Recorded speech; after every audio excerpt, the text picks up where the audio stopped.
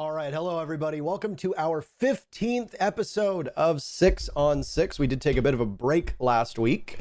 Hopefully you spent your time watching another podcast like On the Flank or Hammered or something like that. Today, though, we have yet another European guest. Technically, a Middle Eastern guest, I suppose, even though you have been adopted by the Europeans at this point. A good friend of mine and a former colleague, Milosh, the medic. Welcome to the show, Milosh. What's up? Thank you for having me on here. I haven't done many podcasts, to be honest, so it's good to be here with. I don't want to say a former friend because we're still buddy like that. I still call you Parker on a first name, because we're buddy like that. But yeah, former colleagues. It's it was a few years, wasn't it? Holy shit. Yeah, I mean, the first time we met was September 2017. The first time we officially worked together was at the finals in Sao Paulo in November 2017. And for people who may be unfamiliar with Milosh, just a quick rundown. He has been casting for about half a decade at this point, give or take, starting obviously in Battlefield, running the gamut. You were in CSGO for a small period of time. You've casted Rainbow Six. There are a lot of games that you have casted that most people don't know about, and that's part of this show.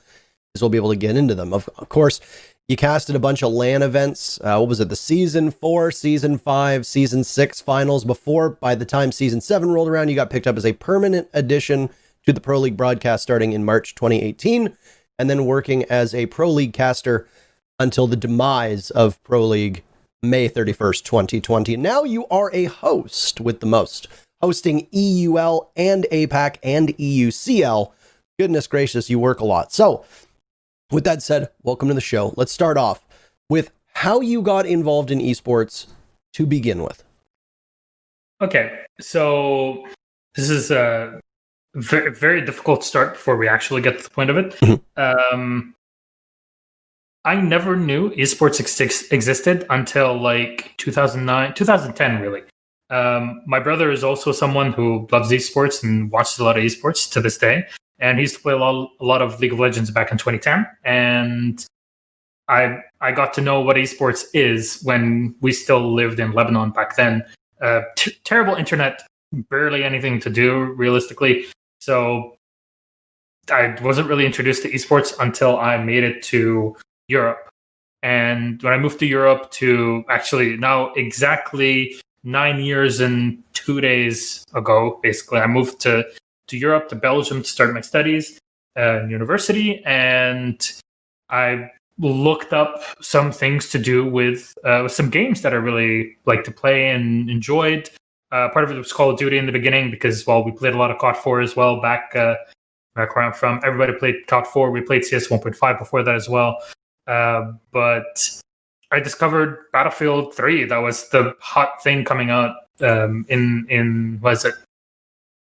Late 2011, something like that. And I continued watching a lot of stuff in the game because my laptop back then would literally overheat if I booted Age of Empires 2 on it. I actually had like a cooling pad that would take out of the freezer so I could put it under my laptop so it wouldn't overheat. It was that bad. So when later I decided to rummage around to find any sort of money to buy a console back then, to actually play, because I'd spent my whole life playing on PC and only some casual stuff on PlayStation. So when I actually bought an Xbox 360 back then, it was a lot of money, like $200 or something for a university student is a boatload of money. So when you finally scrounge all that together and buy the thing, I played Battlefield 3 and I'm like, oh my God, this is the best thing I've ever had. It's amazing. It's beautiful. It's fantastic. I started looking up a lot of YouTube stuff and videos about it, and I found one YouTuber called Maestro, who I don't think makes content to this day, but he works on like aerospace defense, something in the US. And he used to do a lot of these PC 32 versus 32 casts and point of view games with some big teams back in Battlefield. And it was a lot of fun to watch. So every Friday afternoon when I come back from university after the week, I would sit down and watch it. And it was so fun that I'm like, oh my God, this game must be amazing. There must be like this observer mode and everything to do it. Spoiler alert, there isn't anything to do with that in the game. and I just played it, and I wanted to commentate. And one day, he casted part of an organization called Level Battlefield, Level BF. For the old people that know a lot of French players and a lot of Brazilian players will know about it. Currently in Rainbow Six, that is. But they basically put out an ad saying, if you have a microphone and you have something that you can view a screen on or use as a screen, then you'll be good to go to just come in and commentate with us. And that was it. I remember my first casted game was a 32v32 game, and it was on Strike at Karkand, the remake of the old Battlefield 2 map for the OGs that remember that. And that was where it all started on. And I remember after the broadcast, my co-commentator said, "You might be onto something here." And that was December of 2012. So now almost 8 years later, full-time job, right? Yeah. That's how it started. Dream job, as you referred to it as.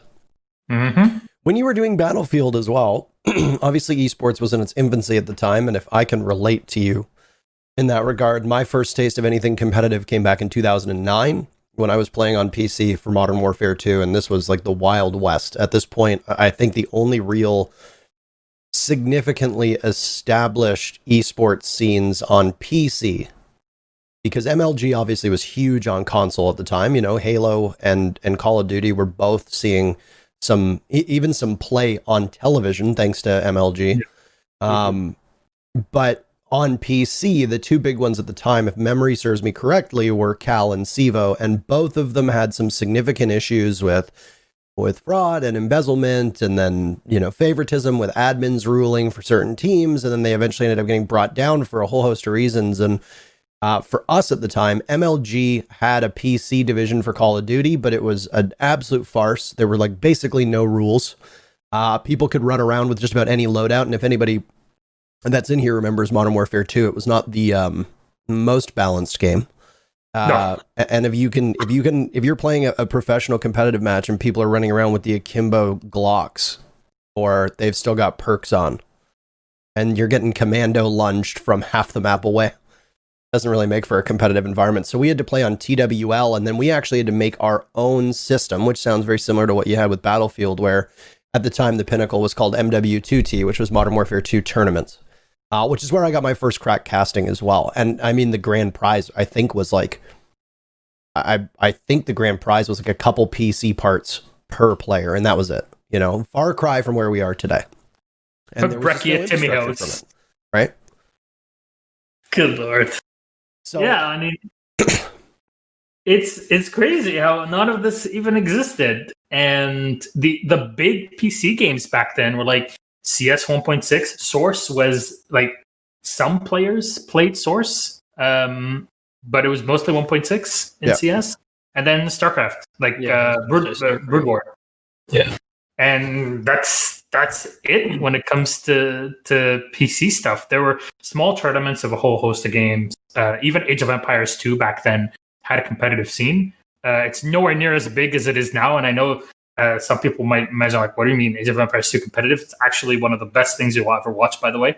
Super fun, most amazing tournaments ever, and the nostalgia is it hits you pretty hard.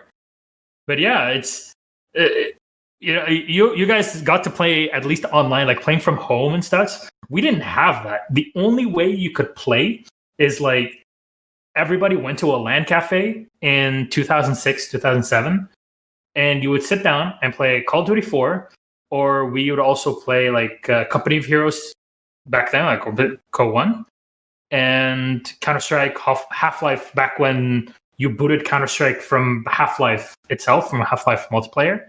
This is even older. And that was the only way to do it. Otherwise, we would have like school tournaments where literally in our school on Friday afternoons, the people that actually stayed in the school could go to the computer lab and would all like install Counter-Strike and Age of Empires on the computers, and we would just end up playing one another and like have mini tournaments between every class. That was basically the extent of it, because internet was really a thing you can get back then. And if you could, you'd be spending so much money. It's insane. Most people just never had it. And the rare people that did, it was mostly like parents for business, nothing more. Yeah. The dial-up days. I remember those. Oh, by the way, Ice Cold is actually saying this in chat. Quake. Yeah, Quake. I was going to say, so my first real taste of any competitive gaming, I mean, would have been StarCraft back in 2001, but it was like 2000, 2001 when I was playing StarCraft / Brood War. And then Diablo 2 came out in 2001. But for me, it was, you know, we had computers in our classrooms. I grew up in a relatively affluent part of North Toronto, where the computer labs that we had, if they weren't Macs, the computers that we had access to could run the early Unreal tournaments on them, you know, and I fondly remember the Facing Worlds days. So that was those were some good times. But I'm glad that you can come on here and talk about that, because a lot of the people that we've had on the show are not, I would say, are not veterans of the esports scene. Most of them got their start to a certain extent in Rainbow Six, and a lot of them are quite young. You know, I think that both Mav and Uno were two of the older guests that we've had on in their mid-20s, you know, so it's a different perspective that a lot of people need to have, because a lot of the kids, especially people that are going to watch this on YouTube or listen to this online, they're not going to remember the days of where you had these online portals and they weren't all interconnected. You needed a TeamSpeak server, you needed an event server. There was no VoIP in games. It did not exist. You know, people will remember the BNet days where you'd go and you'd be in your Warcraft 3 clan, or you'd be, you'd be playing StarCraft, you'd be playing Diablo, and that BattleNet portal was shared by those 3 games. And at the time, that was revolutionary. Mm-hmm. Like, you could sit in a channel and talk with all your friends while they play Warcraft 3 and they play Diablo and you play StarCraft. And you all just sit in a channel and you hang out. And those were like the early message board days for a lot of people if they weren't using IRC. Yeah. I didn't get much of the IRC times, actually, but it's like trying to log in and organize everything over Hotmail. You know, it's like somebody would just keep nudging you all the time, or like send you those annoying things that just go and knock on your window, or like on your monitor and whatever. It's just a pain in the ass. But those are old days that, again, not many people will remember. Like younger people now. It's great, obviously, that gaming and esports and broadcasting has been democratized so much. Literally anybody can pick up their phone or their computer and just do whatever they want. They can buy their computers without worrying about everything being so immensely expensive in comparison to what things were back in the day. Like 10 years ago, back in the day, things were really way more difficult, way more expensive. And then every year before that is going to make it even more difficult for anything like this to grow, which is why esports in the West never took off until 2010 plus. And even then, it took until our generation, really, all 3 of ours, got really invested in esports. And that's only 4 or 5 years ago. It's not a long time, is it? For me, I started it. Well, I got introduced to it from watching Halo 3. I don't even remember how I came across it. I just remember I played Call of Duty and stuff. I mean, I mostly played sports at the time. I would just play split screen Halo, or watch my brother play Call of Duty or something like that. And then I forget how I found it, but I stumbled across a Halo 3 event stream. I think somebody I think told me, I was telling them how good my brother was at video games, because I sucked. I fucking sucked. And I was telling them how good my brother was. And they're like, yeah, he should play clan battles. And I was like, the fuck is clan battles? And I Googled it. And then I found game battles because of it. And then because of that, I found MLG, and then started watching Halo. And I remember I remember watching my first Halo event and getting goosebumps watching. And I was I knew that it was something special when I did, because I didn't even care about playing at the time, but I'm just watching these guys play Halo. And I remember I think the player I chose at the time as my favorite player was Pistola. He was on Triggers Down anyways at the time, and I just remember getting goosebumps watching. But yeah, that's how I started, and then just played ever since, from Call of Duty tournaments, all that, and then eventually PC. But yeah, I remember coming home and there was This is the Canadian ESPN equivalent is called TSN for those that aren't familiar with it. And I remember I got home from school one day and I'd usually throw TSN on when I'd be home because both my parents at the time were working. So I would be home by myself with just my dog, be lonely. So you put on TV. And I remember seeing Halo on TSN and they were broadcasting it from like ESPN 12 or whatever ESPN channel broadcasted at the time. And I remember watching it thinking like, no way, I play Halo. You know, I had the original Halo Combat Evolved. I had Halo 2. I've owned, with the exception of, actually, no, I think ODST is the only Halo I've never owned. I have the new one, even though I haven't played it. So it's like, I remember watching it and thinking like, yo, this is cool as hell. Like I play this and now I'm watching kids play this. This is sweet. Yep. And I was never any good on console because I've never been able to get along well with controllers. Not that I'm that much better on PC, but at least that would give me a better chance, right? So I just thought to myself, like, how cool would that be if people could make a career out of this? And, you know, it was in a studio. These guys are sitting around TVs. Like, there's an audience and everything. It was cool as hell. I was like, man, this is sweet. I can see why this is going to be big. And it just continued to grow. Yep. Also, they were sponsored by Dr. Pepper. I thought that was the coolest fucking thing ever. Like, I'm like 13 at this point, right? Like, I'm like 13. Like, I love Dr. Pepper. Dr. Pepper was sick. And then, like, they're sponsored by Dr. Pepper. They had, like, the Dr. Pepper, like, gaming house, like, videos or something. I forget what it was called. But they would, like, they could pimp out someone's setup. It was, like, fucking Pimp My Ride, except it was, like, people's gaming setups.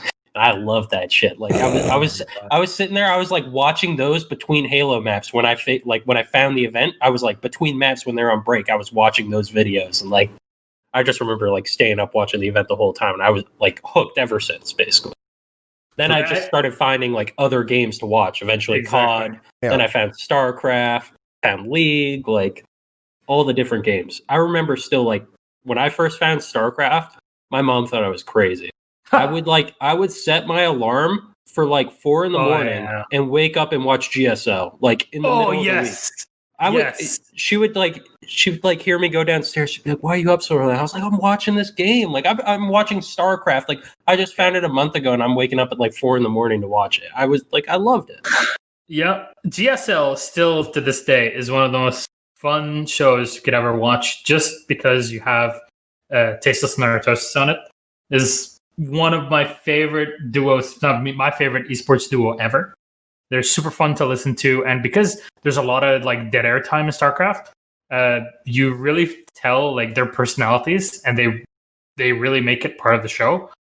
It's just so fun, so hilarious to watch them. I wish there was that much dead air time in any game that I casted, because it's just you can just get to have fun with your best friend basically when you're casting together. So I definitely get it. I have these moments. I don't know if this makes me weird or not, but sometimes I go back and even watch some games that I barely ever knew existed. Like once a year, I will go back and watch old VODs of Return to Castle Wolfenstein.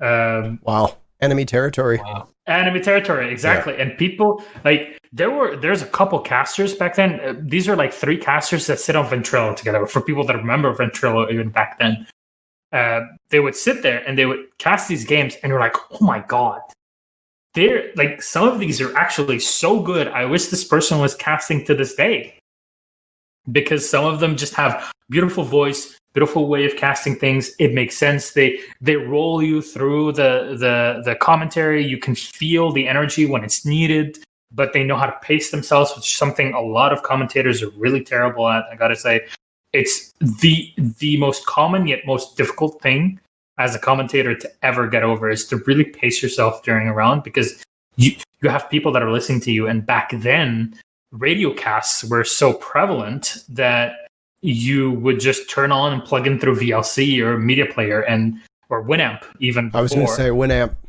Yeah, and you would just listen. You would listen to the casters, and that radio cast, it makes you be way more concise in the points that you make, but also be able to transcribe everything that's happening on camera as a play-by-play, and also as a color to fill the time and really give the general idea of what's happening. in such a better way than just, I'm just casting over this. I'm going to always rely on the visuals. Obviously, we have visuals and everything, but being able to do that without the visuals is a skill I wish that it was a standard to develop for people nowadays. I got to have part of it, I guess the tail end of it, but that is definitely something for like aspiring commentators.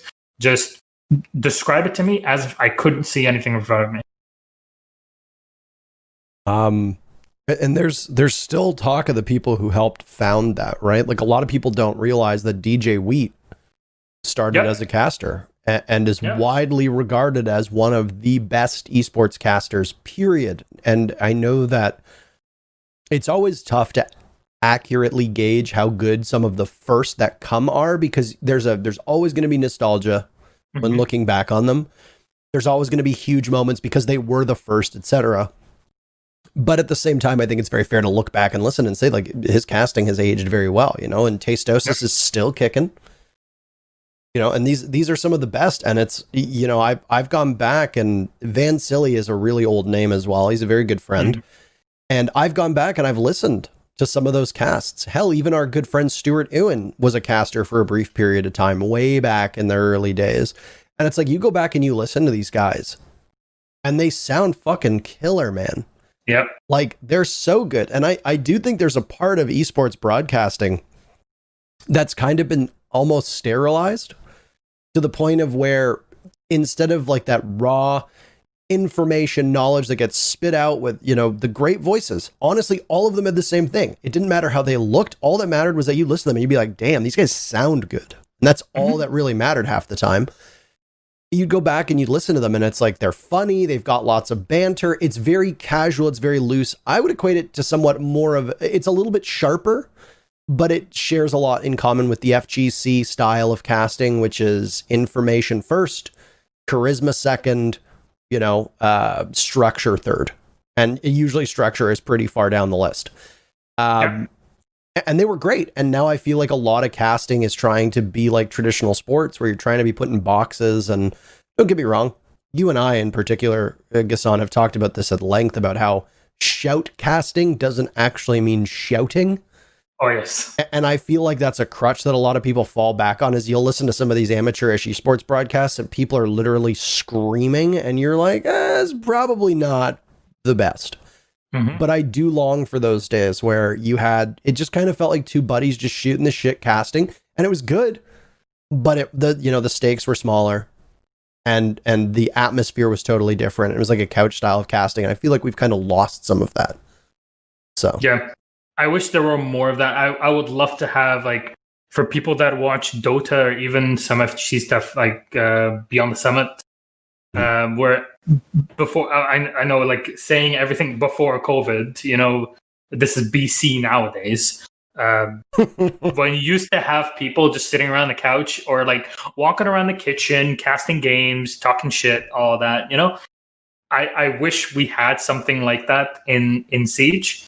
I would love to have like a once a year event where people just get together and, you know, sit in their pajamas and just talk shit, you know, cast the game, enjoy things, which is why the cast that you did, mostly out of Poland, when it was like SI qualifiers and everything, both of you were and still are some of the most fun casts that anybody can watch to this day, because it's just friends hanging out, talking about some Siege, you know, and you get some of the most classic games, 92 Dream Team, all of that to this day people talk about. These are immortal games, and this was part of it. So I get it. For Europeans, like you talked about DJ Wheat, and for Europeans, they might know like Topspot, Red Eye.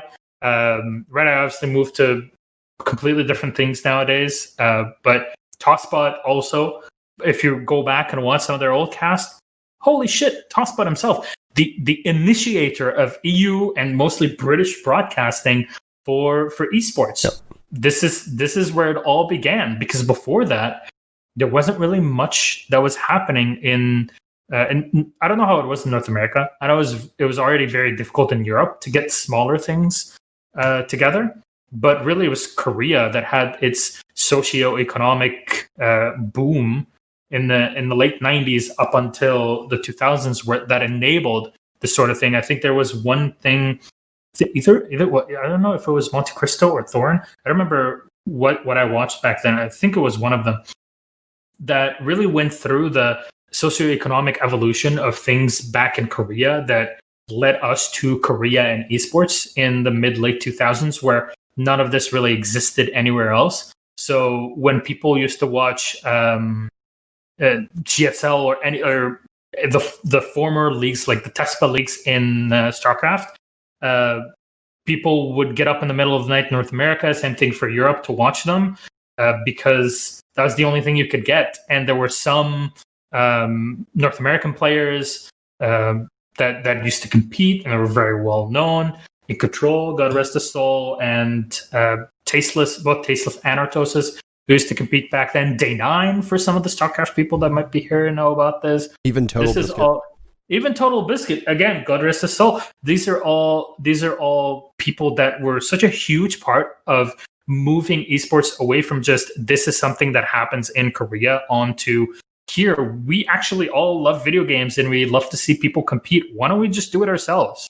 And that's how it started with Grassroots. ESL was founded, early 2000s, and the entire thing was about people could log on to the website and find games. Because you couldn't even do that. Even 10 plus years ago, it was difficult enough. And you were mentioning it for North America, you had MLG, and that's pretty much it. CEVO had its own problems, as you mentioned, and later on had even more than those. But in Europe, you didn't have much. You had ESL. That was really the place to be. Yeah.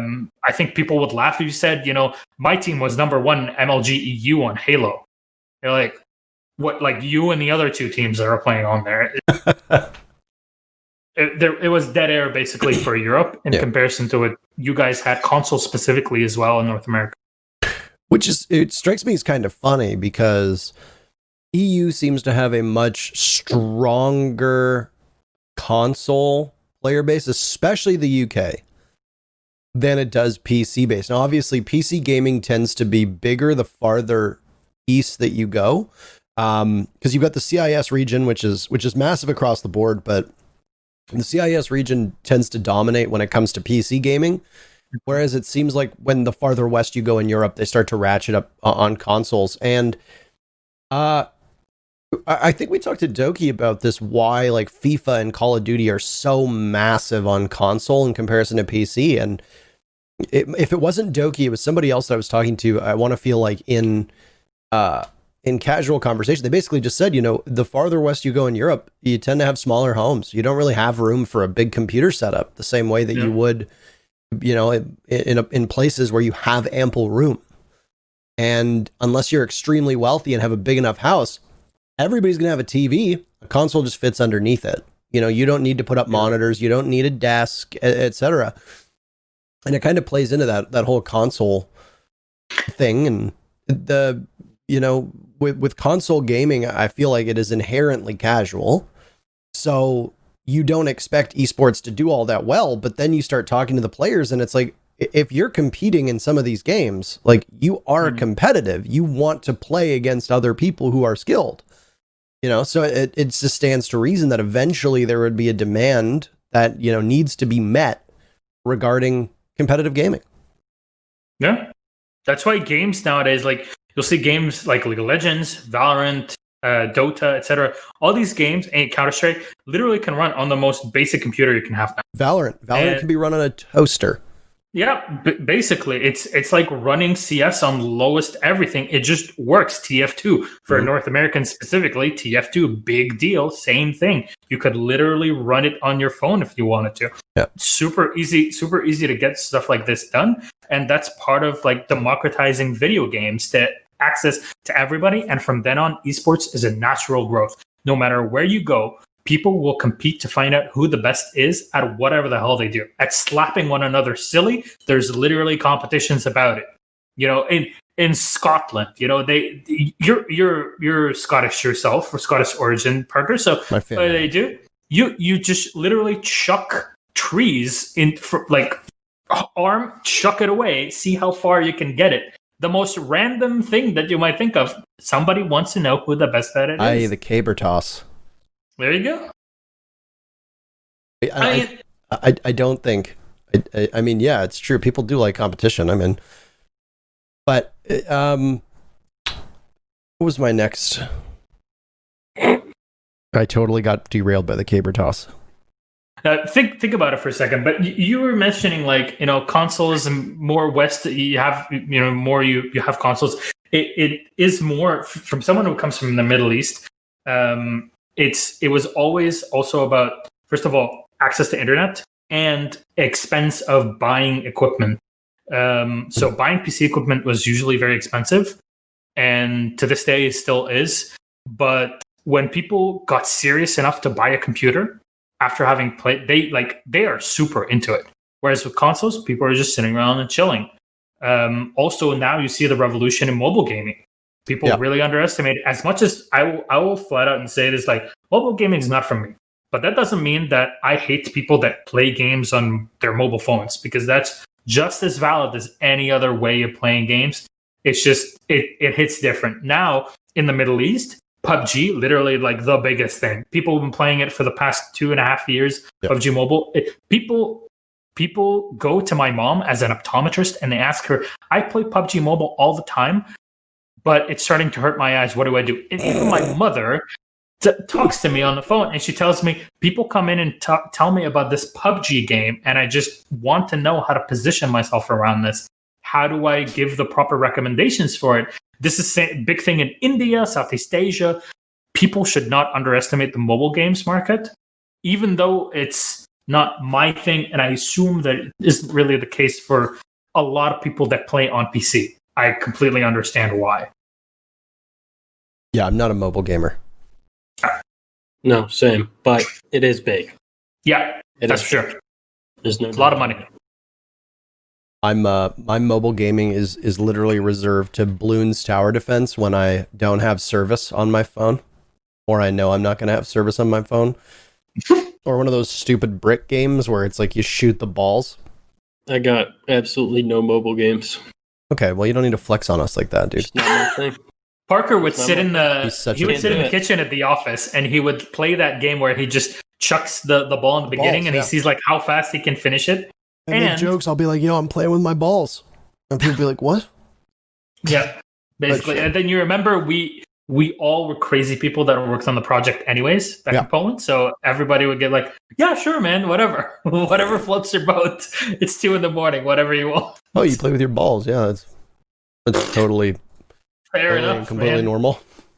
But then there was like our Pokemon Go runs, and I don't know if you opened my gift to you, but I need to open your gift. Yeah, I've been taking my dogs for walks more frequently, and I've been playing Pokemon Go to pass the time while doing so.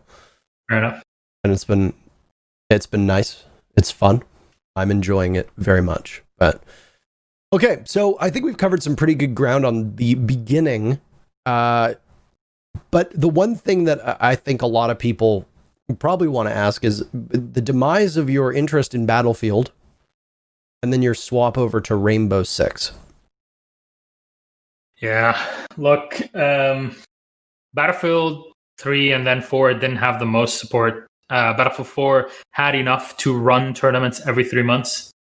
But this was all done by ESL. EA basically signed a contract with ESL. They did their production out of Cologne, the old Siegbürgerstraße office in Cologne, literally right in front of a brewery, actually, on the really German side of the Rhine. I'm sorry, where's that? You said brewery, you had my attention. What? I think you said brewery, you had my attention. Anyway, continue. Yeah. I was kind of happy when you said that you couldn't drink anymore, and then the next day you're like, "Oh no, I looked it up and I asked my doctor, and actually I can drink as much beer as I want." And that was not as much. Not as much. Drink substantially less. I have to be smart about it. Substantially less than 100 is still 50. That's still a fair bet. Fair enough. Okay, continue. So this is where everything was run out of the studio back then. Jason Kaplan, Pansy, and Mitch Leslie. Uber. People that, Uber for people that watch Overwatch. I think the 5 people that watch Overwatch League to this day would know who he is. Oh no. These are These are fantastic people, fantastic casters, and Machine, of course, who even was doing Worlds and all. The first person I co-casted with in the studio was Machine. That was my first day on the job, basically. And Pansy was our observer. Jason was sick that day. And Mitch was Uber was our host for the show. So those were really fun times back then, but it was still a struggle to get anything done beyond home broadcast that I did a lot with Level BF. I think I have a schedule somewhere on my old computer where you can see my schedule for casting, even through university, that I had like 6 days a week, was come back in the evening, finish whatever homework I did, and then spend the next 4 hours casting whatever whatever community tournament or whatever, because we just wanted to bring Battlefield to people in BF3 and BF4. And it was a lot of fun, but it was also very difficult to get anything done with EA. It just was not a priority. It was just like, hey, we gave ES all this money to do things, and that's it. So we did whatever we could with it. And at some point, that frustrated me. I wanted to do more, but as players will know, like from your perspective, Troy, when you play from home all the time, there's only so much you can develop skill-wise, and then you hit a brick wall, and you're like, I need to be playing on LAN events. I need to be spending more time with a team. I need to do all the same thing goes for a commentator. You need to do these things, and when I don't have access to those, I just thought this was done. Battlefield is not going to do it for me. Held on so much hope on Battlefield Hardline that came out with BF4. Nothing came out of that. Even though I ended up casting some community stuff, the game was just not good at all back when it was released. It was sad. And then I got contacted after my first event that I got super lucky with doing anyways. I literally had to borrow money from my uncle in France to be able to even pay for the 4 a.m. bus ticket. That was like 12 euros to get from Brussels to Cologne. So I can spend the 2 nights working for free, basically, that I didn't even expect to be working because I didn't know that 2 of the casters would get sick and would be bunking with my friend at a hotel 10 minutes away from the office. I got super lucky on my first break. The producer was someone that had worked at EA Dice before, and he knew who I was, so he just told me, get on there. I got lucky. I got super lucky. And that's how it started. But because nothing was happening, I got contacted and asked by a friend of mine who some UK people maybe in chat remember UKCS back in like 2014, 2016, would remember Kyanite, Karam Kabara, who actually ended up being my cousin without me knowing it. He's originally from Lebanon. His family is Lebanese, and they come from my home city. And we are related without me knowing. And he comes up to me and he's like, I watched and saw that you're casting stuff as a Lebanese person and everything. And I watched it and it was pretty fun. Would you like to cast on Counter-Strike? I'm like, fuck yeah, dude, let's do it. And I came in and took over like a small project Take TV was doing with a streaming service back then. And I casted their season through the whole summer. And then Go Champions League, Go CL season 1 and 2. I casted some stuff with now like Harry and Hugo that usually do the usual broadcast in Counter-Strike. If you watch his whole Pro League, I casted with Jackie, who now obviously casts Rainbow Six after having casted all he did. I was actually cleaning up my Skype and I saw messages between me and Jackie preparing for cast back like 5 years ago. So all of these things come together, and I casted Counter-Strike. I casted like Counter-Strike for a year and a half, almost 2 years. I was Counter-Strikes all the time, all day, every day. Played it, did as much as I could with it. But again, ceiling. What am I going to do if I'm not going to events? Fuck all. I'm not going to wait 5 more years. I'm as a student here in Europe, and when I'm not in Europe anymore, my chances are dead. I need to go hard in the paint if I want to. I actually have this as a career, but also finish university. So I was never going to take up a full-time job in esports without having my university degree practically done, which is why later when I got involved in Siege, and this is, I played the beta. Was it like mid to late 2015? Yeah, end of 2015, yes. Yeah, so it was a game officially released in December of 2015, I think December 1st. And I played the beta before that. I thought it was fun, but you're a university student. Putting down €60 on a game is a lot of money. It's a lot of money for a university student. So I kind of skipped over Rainbow Six and just kept watching stuff every now and then whenever they would pop up on Twitch. But the game was very flawed. It was too flawed for me to enjoy because I also came from a very flawed game in Battlefield. So I didn't want to just jump into more, flawed gameplay. And so it wasn't until late October 2016 that I actually got hired to work Paris Games Week. I was doing like a partnership thing with HB Omen and the ESL at Paris Games Week. And I went down to Paris and everything. And right next to us was the Ubisoft stage that had the French 6 Cup for Rainbow Six Siege on it with Skok and all the players that you now still see playing that went from console or PC now to playing in EU League or in CL in EU. This was just amazing for me to watch. One of my best friends in Brussels, Neometrix, who was also a French caster back in the olden days in early 2016 until late to even early 2017, used to cast the game constantly with Skok and with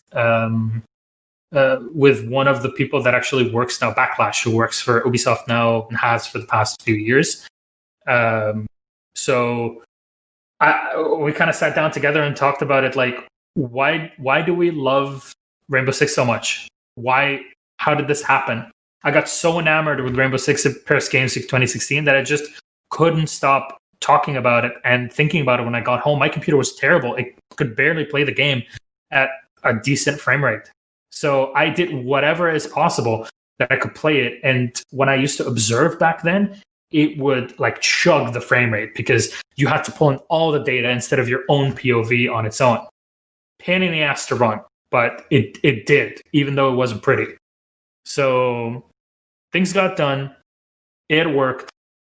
And I went to the Brazilian casters who they directed me to the head admin for Brazil. Back then, Brazil was not part of competitive Siege. Yeah, this is back when they had their own thing, right? And they allowed people who were underage to be on it. Is saying something? Hello? We can't hear you. You muted. Hello? Wow. Oh, I don't... Profession. I did not... I don't know why I was muted. The stream could hear me just fine. I don't know why I was muted in Discord. I never touched a button. That was back when LATAM was its own thing, and they didn't have the same stringent age restrictions, which is why some of the younger players were competing. If people remember, and then they had to, when ESL took over, they had to stop. Oh, yeah, I remember that. Yeah. Yep. They had to rework. Bullet couldn't play anymore, I think. I remember there were some other players that couldn't. There were quite a few that had to wait until the end of 2017 to get back into it. Because what was it back then? The only time you actually saw Brazil doing anything was the LAN event in Leicester, and there was only one team that came as like a part of a show match.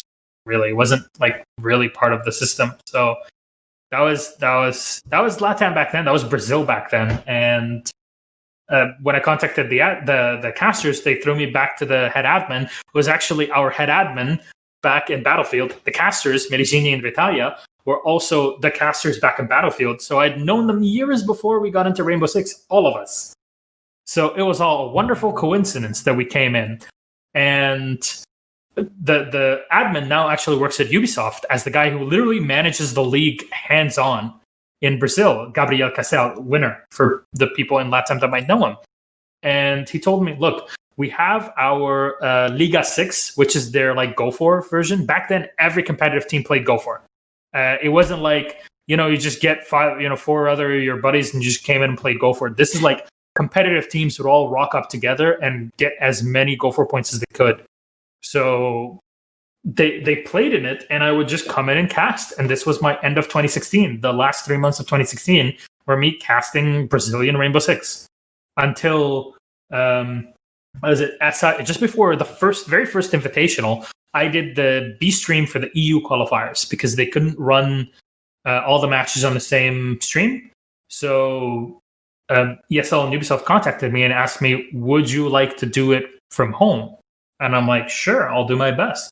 So I solo casted the Invitational 2017 qualifiers from home, doing my best to get that done with the old G-bots, the old Penta with like Saijin and Pengu and Ciscatre, and this is like the very old lineup that they had back in those days. It's like a revamp of the lineup after Youngtis died off, and they revamped their whole system.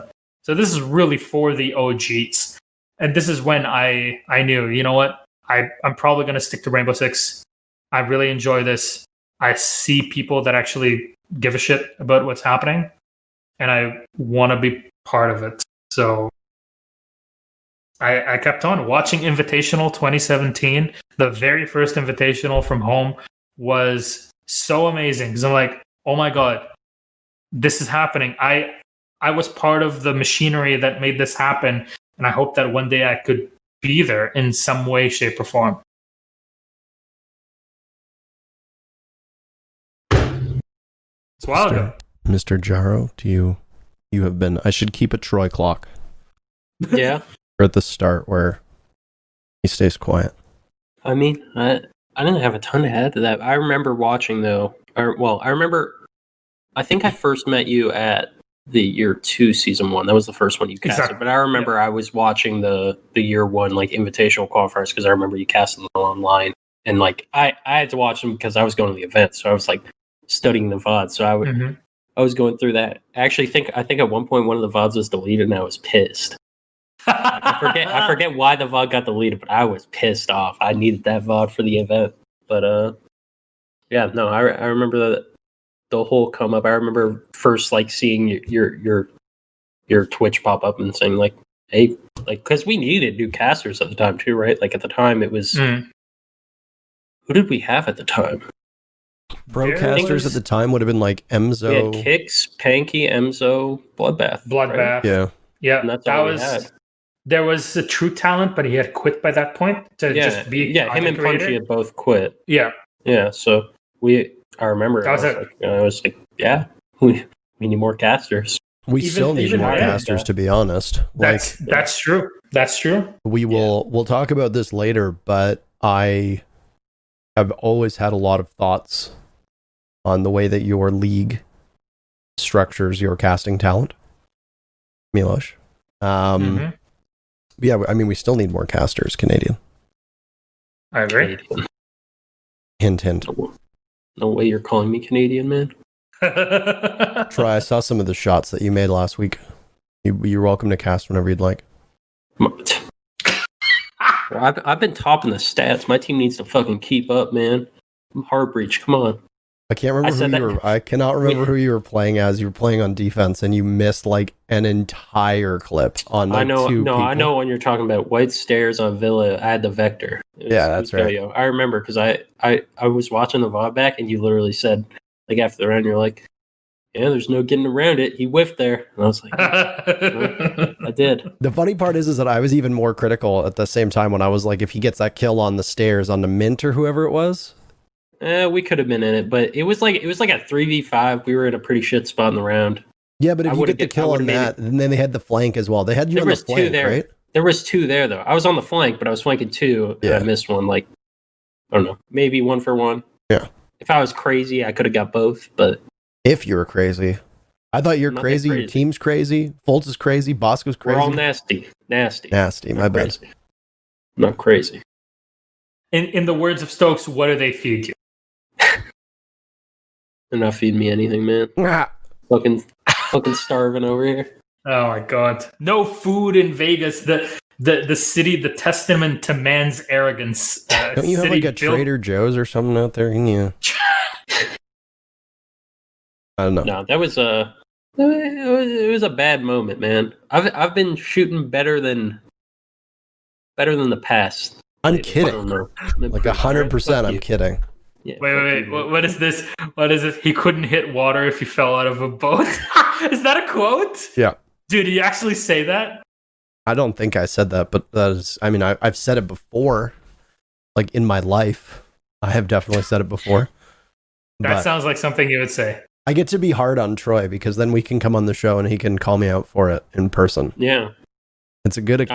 No, every time I tune into the cast and I just hear, there once upon a time, SSG would be abusing Mute Mozzie here. Fuck you, man. I think I said that once. And I don't even use the word... I don't use the word abusing. I said you used it effectively. Yeah. And then you're talking about Clubhouse against DZ, okay? I had to talk about it. Yeah, I mean, we had to ban it. They smoked us all last time.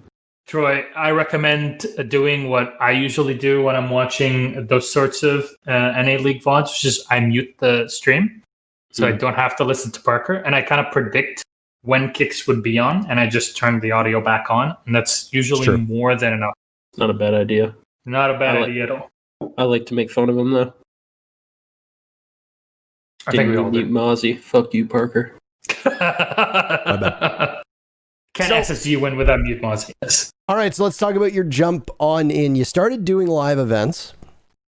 I got lucky in that. Sorry? I got lucky just doing that. Yeah, and you were partnered up with Emzo at the time. When he... Nobody else.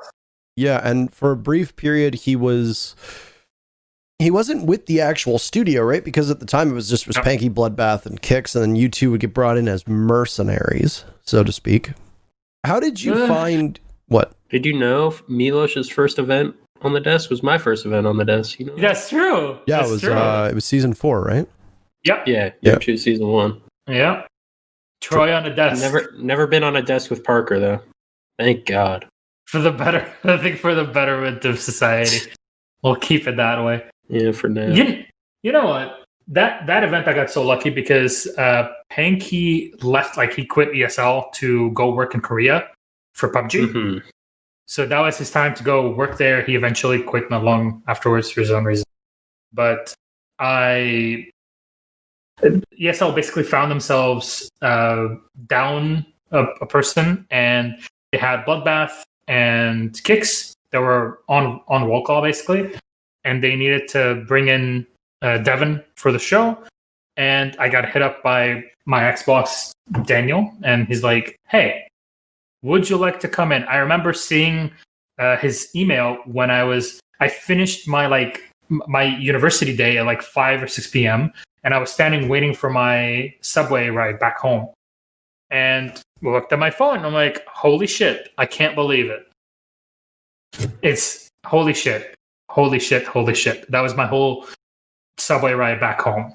So got home, I focused in, and I said, I'll fucking do it. No worries. And actually, I messaged my professor, who usually on Fridays we had like a clinic day. So in the morning we'd have 3 or 4 hours of pure theory. And then the rest of the day we would have an open clinic in our hospital where people could come in and we could give them free eye tests. We would do a lot of charity work as well. So that was our Friday. And usually it's not great to miss it because it's a very heavy exercise kind of day. It was literally your most important day of the week. So when I asked my professor, could I skip the afternoon because I have this really cool thing I want to do and I really want to be in Poland and everything. He's like, you know what? I think you're doing a good job. Go. No worries. So he was very supportive and he told me, where can I watch it? Which is even cooler. That professor specifically was one of my favorites. So went to Poland, spent a couple of days preparing everything, went through the show and all, and it was a hell of an experience because I only did shows in like Paris or in Cologne, and even in Brussels. The most difficult part was just taking a train or a tram. This is the first time I was really flying for something. And it was Poland, a country I've never been to before. I didn't know how to do things back then. So I came in and I thought, okay, I know this game. I really studied these teams. I watched everything. I have my notes and all. And all I need to do is show up and show people that I really can perform here. I treated every show I did in 2017 until I got permanently hired as it was a job interview. I'd come in, do my best, look my best and everything. I still do that every day. But back then, when you're young and you don't know how things work, it's difficult to really understand, gauge the situation. What am I supposed to do? Well, years later, you know what to do, but back then you didn't. So you treat it as a job interview, basically. You do your best, you prepare as much as you can, you try to be as entertaining as possible as well. And it worked out. I was even being offered the job a bit after that show. And I wouldn't be coming into after year 2, season 1, so season 4 in our current rating. And I didn't. I had to wait a few months to get some things in order before I could actually sign up and do things full time.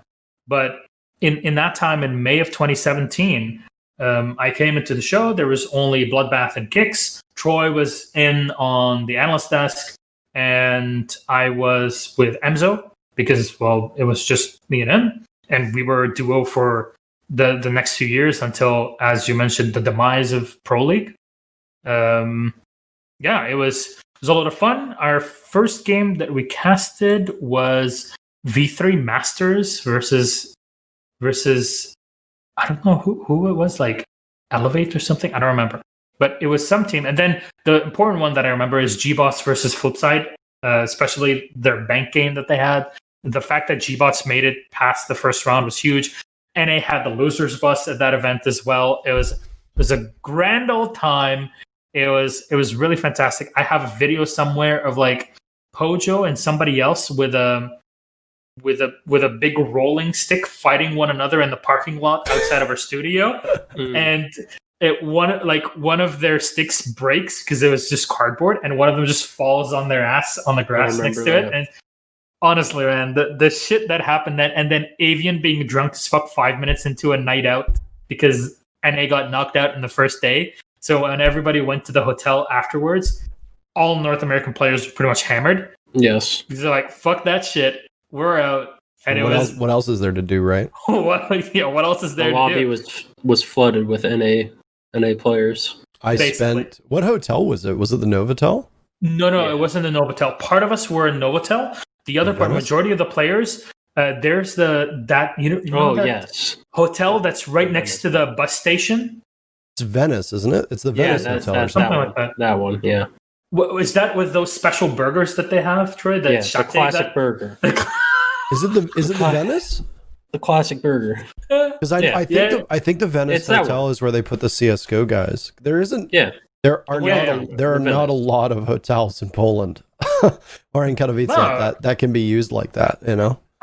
In that way, yeah, and everybody was there. I think the season before that, Shate got food poisoning or something. No, I got it too. You got it too? Oh, shit.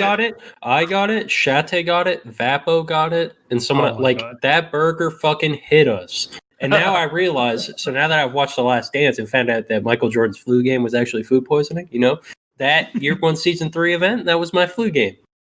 Because I thought we were fucked. Because like that was when the event was like all in one day. Right? Yeah. It was only 4 teams at the time. So you play like both the semifinals would be played, and then the finals was later in the day. It was all one day event. And I got food poisoning the night before. I literally didn't sleep. I was up the whole night, and I thought I was gonna shit myself on stage, dude. I really did. It was. I just want to be done with this game. I want to go take shit. It was fucking horrible. And thankfully it like passed, but I felt horrible the whole day, and we won. But. There've been casting days like that. Never me, but what do you mean? There was a day where you needed to go multiple times. I had to pee. I had to pee for some reason. It happened a couple times in that day. There was one USN cast we did together, and that was the day where I had eaten something really bad. He was gone for 2 rounds. Two full rounds. He's like, I was shitting myself in the toilet. He taps me in the arm, and he's like, I'm not feeling good. I'm not feeling good. And I was like, I can feel. Don't worry. And he's like, okay, I'll try to be fast. He just never came back. I was like, dude, round goes, second round begins. I'm like, where the fuck is this guy? And it's like, I mean, everybody here, when you've got like food poisoning or you've got like an upset stomach or something like that, a round is like 3-ish minutes when everything's all said and done. That's not a lot of time to poop. It's not. Like, I hate to say it. No. But it's like, if you got to go and it's just not cooperating, you can be on there for like 10 minutes. We're talking like 3 rounds. Easy. Yeah. You have to be the most efficient pooper on the planet. It's like, you got to go and you just have to be like, you know what? Got to get back into it. Yep. Yeah. You know what scared the shit out of me though? Literally. Not literally. Not literally. But the first cast I did with Emzo, because I didn't know he was diabetic. He hadn't told me yet.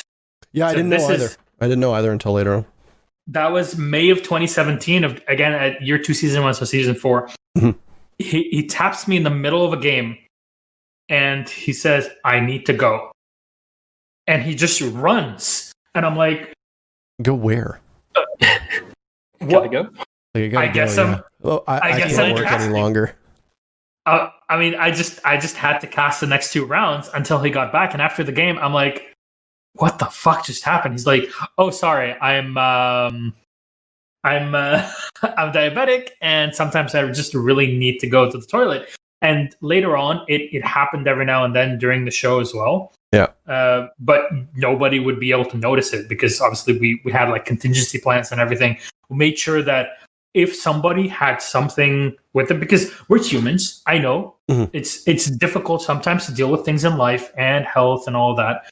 Sometimes someone needs a break or even a mental break, you know? Yeah. It can be a very stressful job when you're on all the time. The lights on their own literally blind you all the time. It's hot and uncomfortable in there, yeah.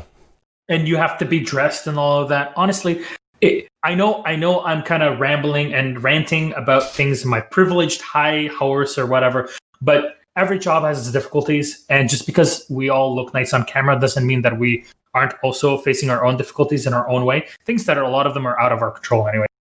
So the thing that people don't know about diabetics is that you have to pee frequently. Yep. And that's the thing that Emzo talks about is it's like when I first got diagnosed, he even said to me, he goes, I usually need to pee in between like every map. Mm-hmm. And when your blood sugar level is really, really high, your body tries to get rid of that sugar by peeing. You try to pee it out. Which is why you pee so frequently. And, you know, that's the biggest dead giveaway to me. That's the biggest dead giveaway that you're diabetic. Are you peeing like every hour? Unless you're consuming a ton of water, you shouldn't be peeing that much. Doesn't matter how small your bladder is. So, the thing for me is like when I go to live events, I try to eat as few carbs as possible at live events because I never really have to worry about a crash. But more than that, it's just like I already know I'm going to be drinking a ton of water. Even when I'm perfectly healthy and I'm drinking just an abundance of water, I have to pee like every 30 minutes. You got to start, right? Like I'm crushing 2 bottles of water per map. And it's just like, you got to go. And there are times where the bathrooms are nowhere close to where you're casting from. Oh my God. SI. Oh my God. I got to say, yes. I love SI. I love everything about SI. But the problem is that to get to our stand at SI, both years you had to go through the crowd to get to it. And no faulting the people, but people want to say hi. People don't know why you're going through the crowd. People are like, can I get a picture? Can I whatever? You have to say no. But then you have to run through the crowd to the bottom of the arena and then through the back to go to the same bathrooms that the players are using on the stage. And then you got to run back up. Yep. Wow. Yeah. It's Paris Major was horrendous. From out area, the Paris Major, we had to go up a floor. We had to go up a floor to the production one. Yeah, there was one in the area. It was during the group stages that was bad. Yeah, the top floor.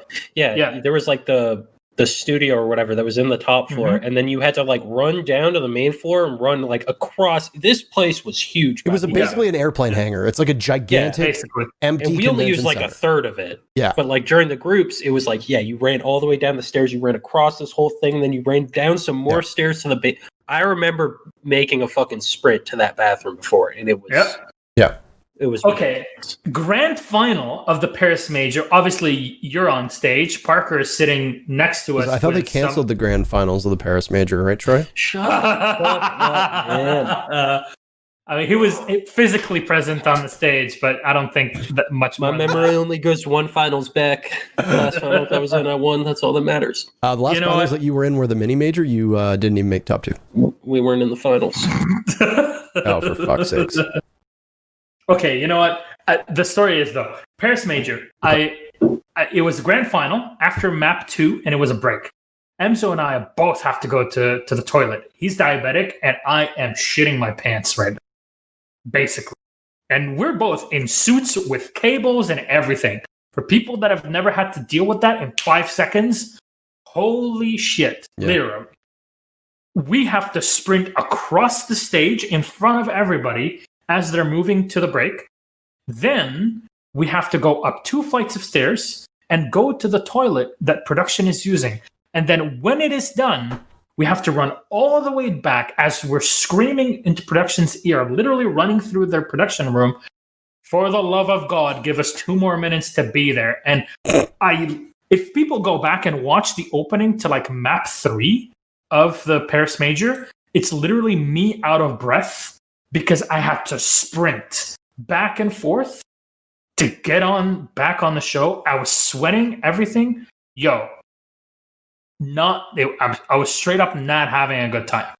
I can tell you that. This is where I get selfish, and I obviously thank you to you, by the way, because when you're hosting a desk, I just take my time.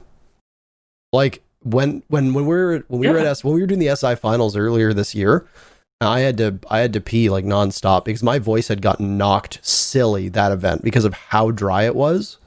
Mm-hmm. Oh my God, yes. Dude, that event. Even the hotel rooms. I would wake up and my voice would just feel like it had been like somebody had taken a shredder to it, and I haven't even said a word. Yeah. Yep. It was miserable, and the Ubisoft staff were talking about like how they'd gotten some humidifiers for their rooms, and they, a couple of them had woken up with like nosebleeds and stuff. Yeah, it was quite bad.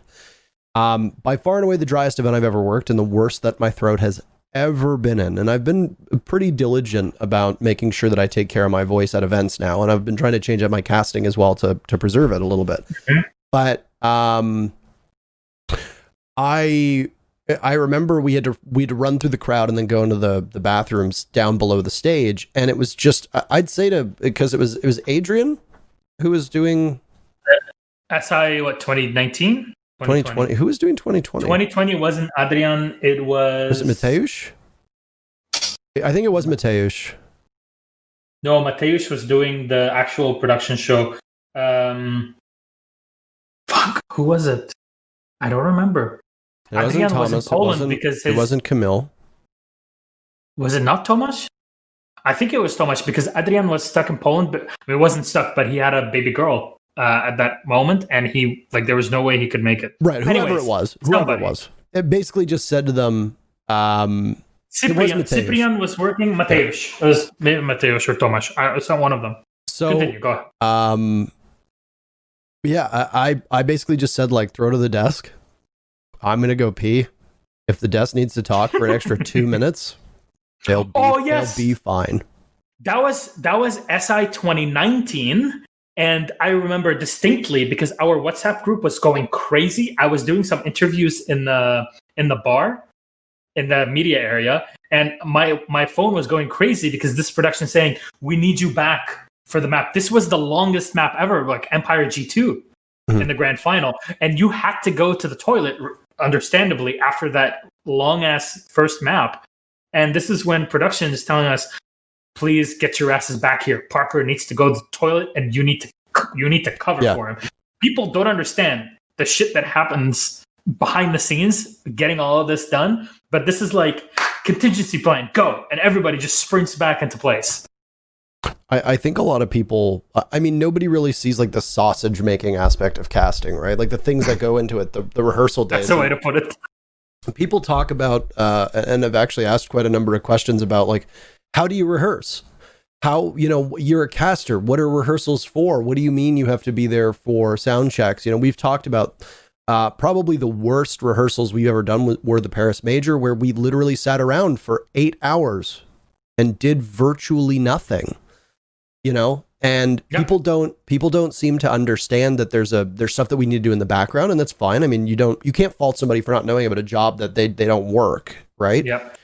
But there's a lot that goes into it that people don't hear about. Reasons why we're stalling. Sometimes we're stalling because somebody had to go pee. You know, sometimes we're stalling because something broke, and people don't understand that, and that's fine. Why are the casters not starting the game? Like, why do they keep talking when the game can just start? We want to be in the game. Yeah. Way more than even you do. Trust us. We don't want to be stuck in limbo for 40 minutes. I had to pull. We want more TSM tempo storm games that get us home early. I agree. But the longest time I had to kill was with Devin. 46 minutes on a break time for a LATAM game. That was the most difficult thing to pull off, because it was like after the first round, what the fuck do you talk about for 46 minutes? That's when you pull out the CSGO strap where you start talking about recipes. And you know what? I find that completely fine. People also in esports and in Seeds specifically, a lot of people take themselves way too fucking seriously. Relax. Have you ever had a conversation with your friend that this is the same thing we're having? I feel like Desichu's been the one who's been banging this the most recently, and it was one of the first things he ever told me. When Desichu, obviously coming from Overwatch, I remember when he just started in Rainbow Six, and I remember he reached out to me, and I hope I'm okay to kind of betray his confidence in saying this, but he reached out to me and he basically just said, like, what's going on with this community? The moment we make like a joke, everybody loses their fucking minds and says, like, you're being so unprofessional, talk about the game. Yeah. And I also hate to say it, but unless it's Kixen and INTERRO doing it, a lot of people also get super mad. This is not a jab at you guys, obviously. This is a jab at people that can't seem to understand that people actually like to have fun and, you know, also kill the time. You have a lot of empty air as well when you're on the show, and you need to fill it with as much as you can. Some people like to fill it with stats and whatever. Fair enough. Personally, I believe that there's oversaturation where numbers are just boring. Nobody cares anymore. And unless you can really show something to people, numbers just will not matter. Stats are boring. People don't care about them at a certain point. You need to give a story with the statistic that you're showing. And the best way to do it also is to have visuals. So when you talk about a player, you have replays that are playing in the back of them doing something. This is something that we want to do in Europe in our studio because, I mean, it's more accessible for us in the EU than it is for you guys in North America. Unfortunately, as much as I would love to see you guys all in studio with LAN and everything, but even with us here in Europe, it's difficult to do it with COVID. So that's something that we try to practice with during the APAC major. We were planning on doing more stuff for the EU major. Unfortunately, we couldn't do it. The majority of people, this is just numbers wise, that stay on for analyst desks is so small in comparison to people just are there, and understandably, they just want to watch their favorite players or favorite teams. So the job of the analyst desk is to condense a lot of information in a short amount of time. So for preparation, I don't know how it's done in NA, but I'm sure it's a very similar system. Everybody North Americans, we don't prep at all. We don't prep at all. Okay. No. Understandable. Yeah, no prep. And Valley just takes out the trash can. Shoes. That's all. What'd you say? Say that again. We just buy expensive shoes. That's correct. Yeah. Completely understandable in that case. But we have like our own storylines that we share together. We build our ideas. There's a certain point though that you want to avoid. That you want to avoid oversaturation of information. You don't want to give, even though there's so much you want to talk about, you just can't. Because you have a schedule. You need to respect all of that. You need to give games the times that they deserve. You need to give the overall schedule the time that was planned for. As much as you want to spend time talking about these teams, some things are better left for other types of content or your own Twitter. You know, all of that can be done in another way. We just have to condense it, and that's the difficulty. When casters or analysts are spending more time than the usual on the desk talking about these things, they're doing it on purpose because somebody in their ear, literally in their ear, is telling them, hey, one of the players is delayed, had to go to the toilet, or one of the PCs crashed, or whatever. please give us a couple more minutes. No problem. We always have extra points, extra bits that we want to talk about and you still pull out. But sometimes we have to delay for like 20 minutes. And there's a certain point where you're just, okay, I'm not going to keep talking in circles. Let's just talk about other things. Loosen up. Don't take yourself too seriously. This is something in general. If I could go back like 5 years ago and tell my old self what to do, say, stop taking yourself so fucking seriously, chill the fuck out, and just do what you do because you enjoy it. And that's more than enough. That's it. And for people that want to get into esports, and specifically as a commentator, just like with anything that is a very creative business, you sometimes just need to be in the right place at the right time. No way around it. That was me. Both of us were in that. Right? Like we all got in on the esports side of things on the ground floor. Mm-hmm. You know, people have, this conversation has kind of come up a couple times about, and it actually came up quite a bit with EUL because your talent lineup, I think, got a little bit more controversy than the NA one did. For good or bad reason, for whatever particular reason. And there was a conversation that happened, and one that, you know, I've talked about a couple times. In a perfect world, people are not starting in tier 1. They are working their way up. You know, you look at you look at me, you look at Kix, you look at a lot of the early people involved. Well, I've had people say, you know, how can you say that you started in tier 1? Well, no, actually I didn't. I started casting the Siege Contender series, which became ESA, which is still around. I casted CCS for a full season and then half of the beginning season with the qualifiers, and was an ESL community caster before getting pulled up to T1. I was scheduled to start casting Challenger League, and the only reason why I got pulled up to tier 1 was because your visa bottomed out. That's it. Basically. If you had gotten your visa, you would have started in 2017, and it's very likely I would have started in March 2018 when you came in. It's a big possibility. It's, again, you get lucky. You're in the right place at the right time, but you do your best until maybe one day you get the shot, which is why people going into this and expecting, well, if I cast for a couple months, then I'm going to have this as my full-time job. I'm sorry to tell you, but you don't do this with any job anywhere. Least of which one that requires you to be really out there. And so many jobs, you need to have the education and all of that to get into them. This is something that you can do from home and all, but you need to get lucky, but do your best until you get to that point. We got lucky in the spots that we did. Sometimes somebody's going to message you and say, would you like to do this? And this might be your big break. You just never know it. Yeah. And I don't want people to come in and say, well, I casted like 2 weeks of CL. When am I going to cast next invitational? Like, that's not a joke. I'm like, I'm sorry to say, but this is not late 2016 and early 2017 Rainbow Six, where Troy was mentioning before. There was literally nobody other than me that could do community stuff back then, because all the other people were working the live show, or Emzo that was sometimes in with the studio or not. And he was doing also content from home. And that's about it. Yeah. So we got in when there was nobody else. I mean, we're talking about you have to be there from the start. If Troy just started trying to play for a pro team right now, you think he's making a roster? No. I'd be coming in and I'd be telling people like what to do. They'd be like, what the fuck do you know? Shut up. Dumbass. Like, the only reason people listening to me is because we were all clueless.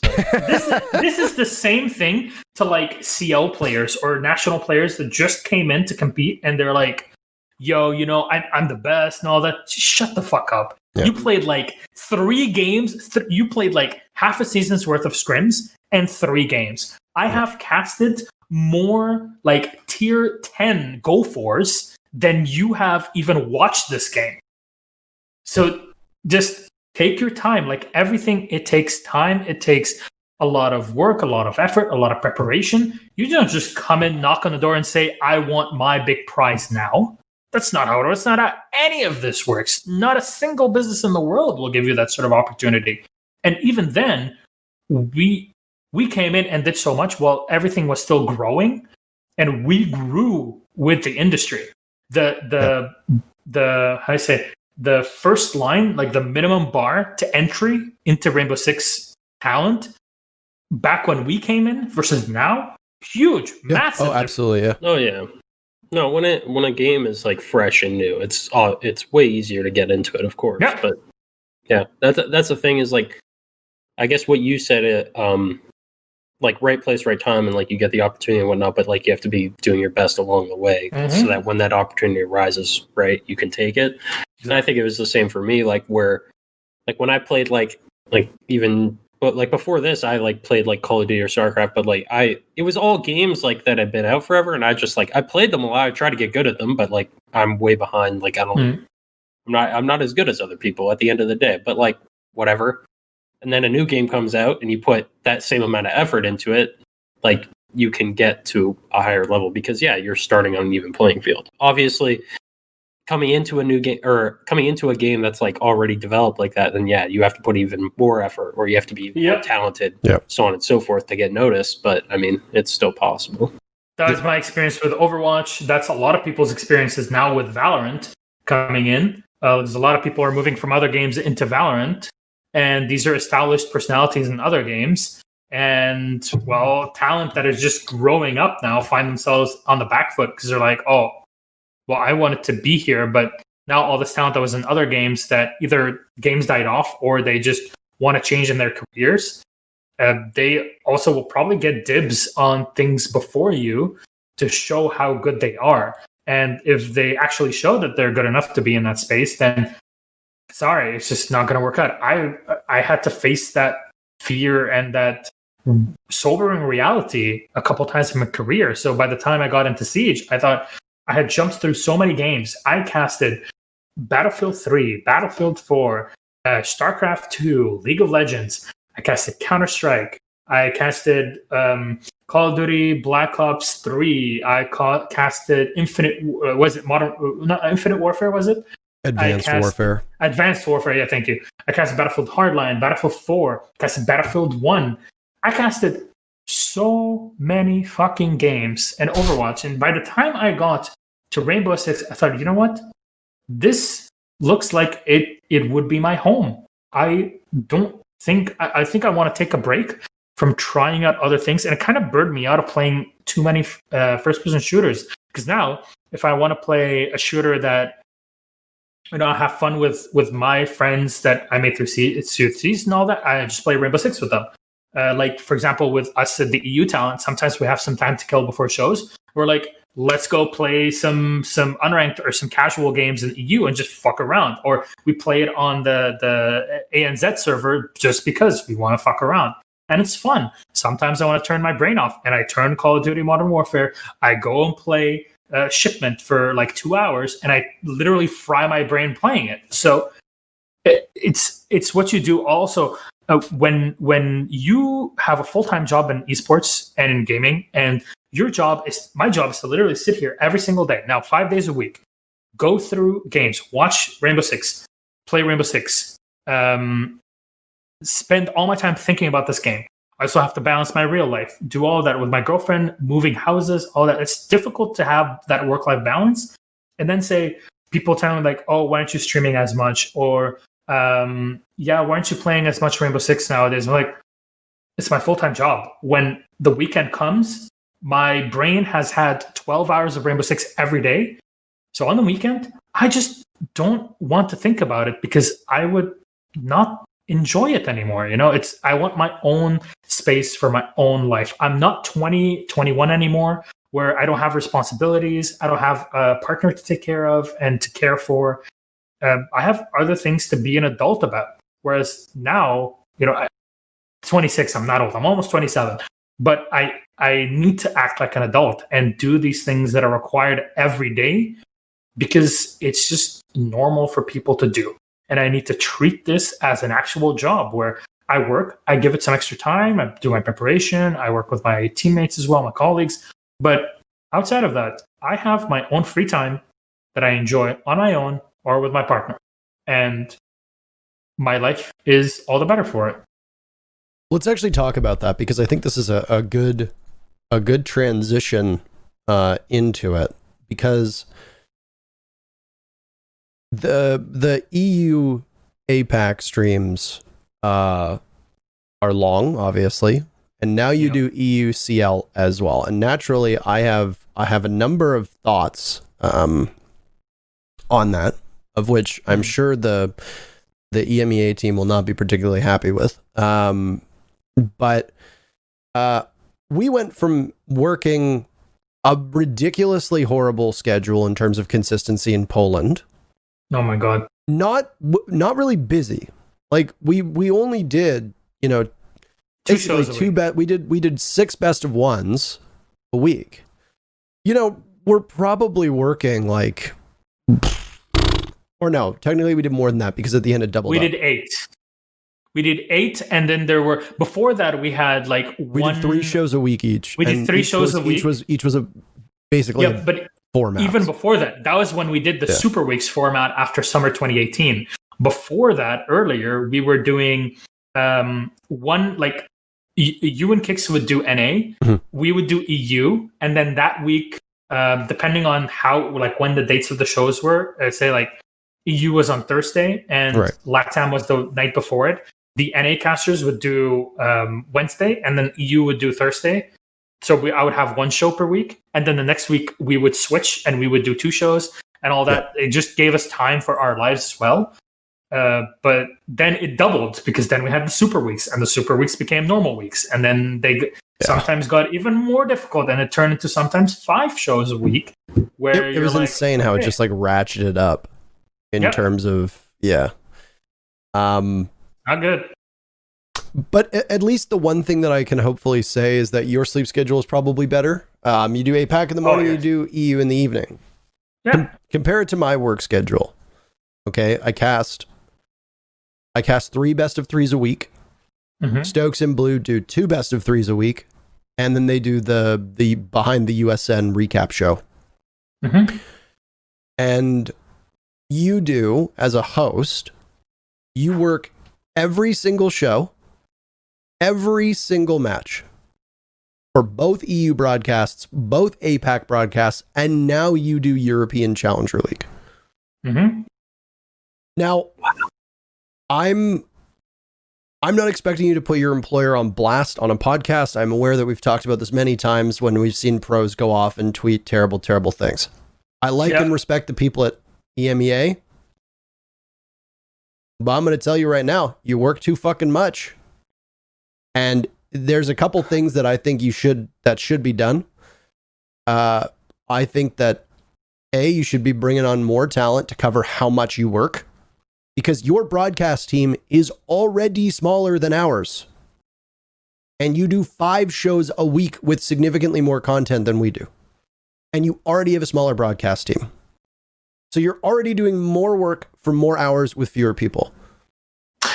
Well, for me, the instant deal breaker is Challenger League. We did 1 Challenger League matchup on Fridays in what I always guessed was just to fill time, because they wanted to do the Canada division. There's only 4 teams. They could have both teams play on the same day every Friday, but the problem is then the season would only be like 3 weeks long. So if you're going to fill out a Friday broadcast, you need to put something else there. So just throw a Challenger League matchup. But then the problem was, and the feedback that we gave them was, hey, from a competitive standpoint, it's nice to see Challenger League on the main channel. Personally, I don't agree that Challenger League should be on the main channel. In my opinion, we should be going the League of Legends route, where every single region has its own channel, its own brand identity, and it's built off of that. Separate identities. We have separate league structures. We have the same rule set, but then we have different competitive rulings in regards to best of 1s versus best of 3s, blah, blah, blah. Each of the regions should have their own strong, independent identity. They don't. They're all still connected to Rainbow Six Esports. I get it. I think that's fine. You could still go a couple extra steps to make the NAL its own thing that people care about, like the LCS, like LEC to the EUL, right? And I think League of Legends nails it right now. And given the changes to CSGO, I think League of Legends has moved past CSGO in terms of quality, caliber, etc. But Besides that, I don't think Challenger League should be on the main channel, and I certainly don't think Challenger League should be casted by tier 1 talent. I don't. A lot of people got very, very excited, some of whom are members of the EU League, and I saw some tweets saying, this is really going to elevate Challenger League, blah, blah, blah. You don't want tier 1 talent casting tier 2, tier 3 games for two reasons. Number one, because at some point, it's not sustainable. It will revert back to having lower levels of talent casting tier 2, tier 3 games, and the drop off in quality is going to be noticeable. Additionally, if you have one of the tier 1 leagues promoting their Challenger League while the others don't, it really shows off in a negative fashion the other 3 leagues as to how they structure their Challenger League. Production quality for NA Challenger League, whether it be USCL or the Canada CL, is going to pale in comparison to what you're running out of the studio for EUCL. That makes the rest of the regions look bad. And the solution isn't to then make all those regions be a tier 1 focus. There's a reason why Challenger League isn't tier 1.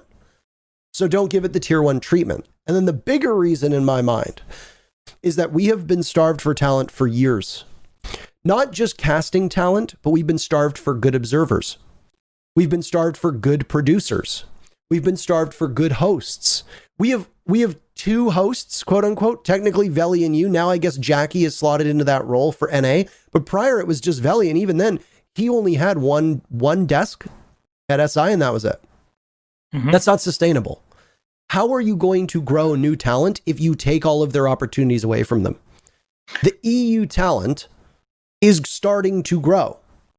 But if you live in Europe, what the fuck are you going to cast right now? CCS? Okay. Look, as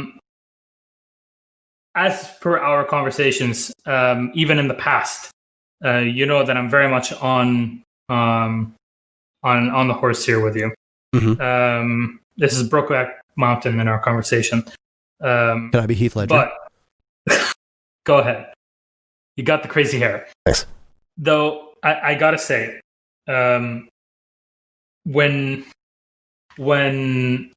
we were going through things in 2018, like 2017 all the way to late 2019, almost all, even European, like 100% European events were events that were covered at least at the best that it ever had. 50% of the talent was North America.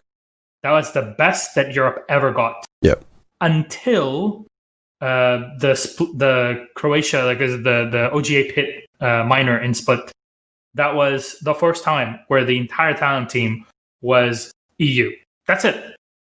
And someone, as I said in the beginning, adopted by Europe to some extent. I was the only person that was doing anything constantly as quote unquote European talent. The Raleigh Major, we didn't even have any European casters. No, it was all North Americans, and it was only me. And I was glad that Zeronic. Yeah, it was me and Zeronic. And that's technically, true. Kix was born in the UK. Yeah, but he's. But even they don't want to be a part of Europe. American. So yeah, that's true. That's a very good point. But honestly, I believe that Nationals and Challenger League are always supposed to be for developing talent as players and commentators. For national leagues, you have your national commentators. For example, the Germans, they do their German cast and everything. But there should be a team of talent that covers Challenger League and national tournaments, at least the major national tournaments in the region. And there will be like national finals or regional finals where Challenger League teams can face off against league teams to make it into the league. This is where the big break for these casters would be, where they would be on talent desk and all mixed up with tier 1 talent, because it's the final event basically of the season to determine things. In my opinion, that's how it should work. I personally don't know how to gauge the level of work that I'm going through. It's the first week, and to be completely blunt with you, for the past 2.5 to 3 weeks, I've been moving. Not only am I in a new country, but I have to move everything on in the city and from another city on the other side of Germany to this home. It's on the 4th floor with no elevator. we're stuff for 2 people that we have to take care of. And my girlfriend broke her foot literally 3 days before we were supposed to move. So the amount of shit that I've had to do between moving, doctor visits, building my office, I've had one friend that helped me. And oh my God, without him, this would not be what it is today. Even going, like driving to IKEA and grabbing stuff and coming back, pain in the ass if I were doing it on my own. I don't have a car. I don't even have a driver's license. I need to pay so much money to get things where I want. So I have to do as much as possible on my own. So with all of that, my entire day becomes taking care of myself, taking care of another person, getting groceries, going around the city, all of that. And then I have to come back and make sure my setup is ready and my preparation is done correctly so I can get the show started. So my view on how much effort and work this is all taking is immensely skewed. My barometer is off completely, and it probably will not be back in until late October, early November, and even then. So I don't know how to gauge this right now. I can tell you that I am tired, that my weekend, because I just moved, I am spending time unboxing things and preparing things. That's basically my weekend with my girlfriend, but that's about it. I have had no time to even play video games. I had no time to do anything besides adulting, basically the whole time. So I can't gauge it personally. I love covering Challenger League. I started covering Challenger League before I was on the main show. But I also feel that this should be space for talent that's developing to get in there. I'm so happy, though, to have Fluke with us now that can help. So congratulations to Fluke. Amazing talent.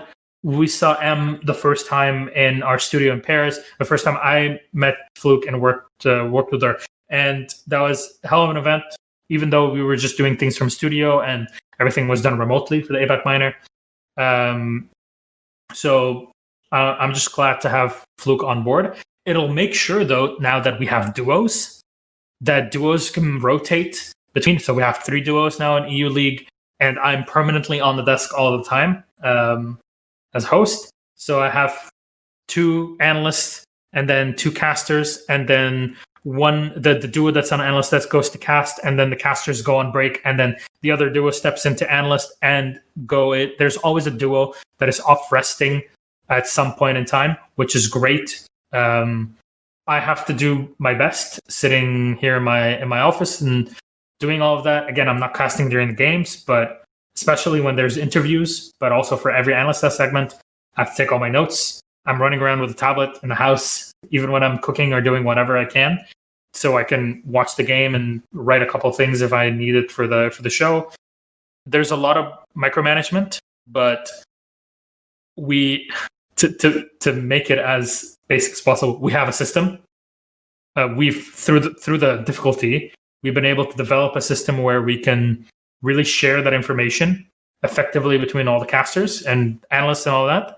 So I know what's up, they know what's up. We can have a quick conversation about things before we go live on the analyst desk, and then boom, everything just falls into place.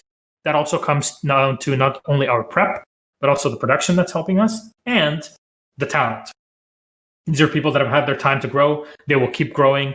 One person specifically that has grown a lot, even though over the past 3 months, is Hap. Hap, starting in stage 1, was a person, and now he is someone 10 times better as a caster than he was even 3 months ago. This is I think a great story. I don't like when you compliment Hap. I mean, I hate it. Hap is my enemy. I hate it too. Hap is my enemy. Credit where credit is due. Even Canadian was complimenting you, was it 2 hours ago when you were playing on your guitar? So let's be clear, okay? Plus, no. for EU no. also, no. I wouldn't call. No, you're not. No. Are you okay, Park? Jesus, he's plumb crazy. He's gone off the rails. Will not compliment Hap. You know what? We can compliment all the talent and Jackie and Ace for the work that they do with LATAM. I'm really happy with everybody and how they're doing. again, my position as desk host also gives me space to grow in a way that I couldn't before as a commentator. And I do more than just desk host, especially when we're at the studio. My job is mostly also focused to work on the general presentation and in the business you call it like creative direction.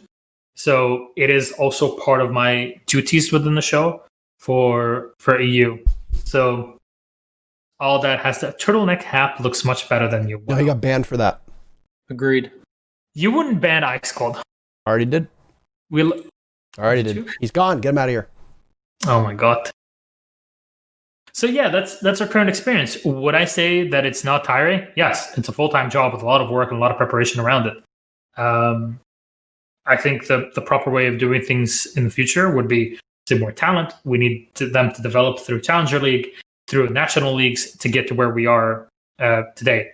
Because European talent was, frankly, I mean, knowing you on the show, I guess I can say the word. They got cucked out of a lot over the growth of Rainbow Six. And now EU talent can finally thrive in the place that it deserves to be. So I'm very proud of the talent team we have. I like the talent team and I like the growth that they've had. Obviously, I had some... Minus Hap, of course.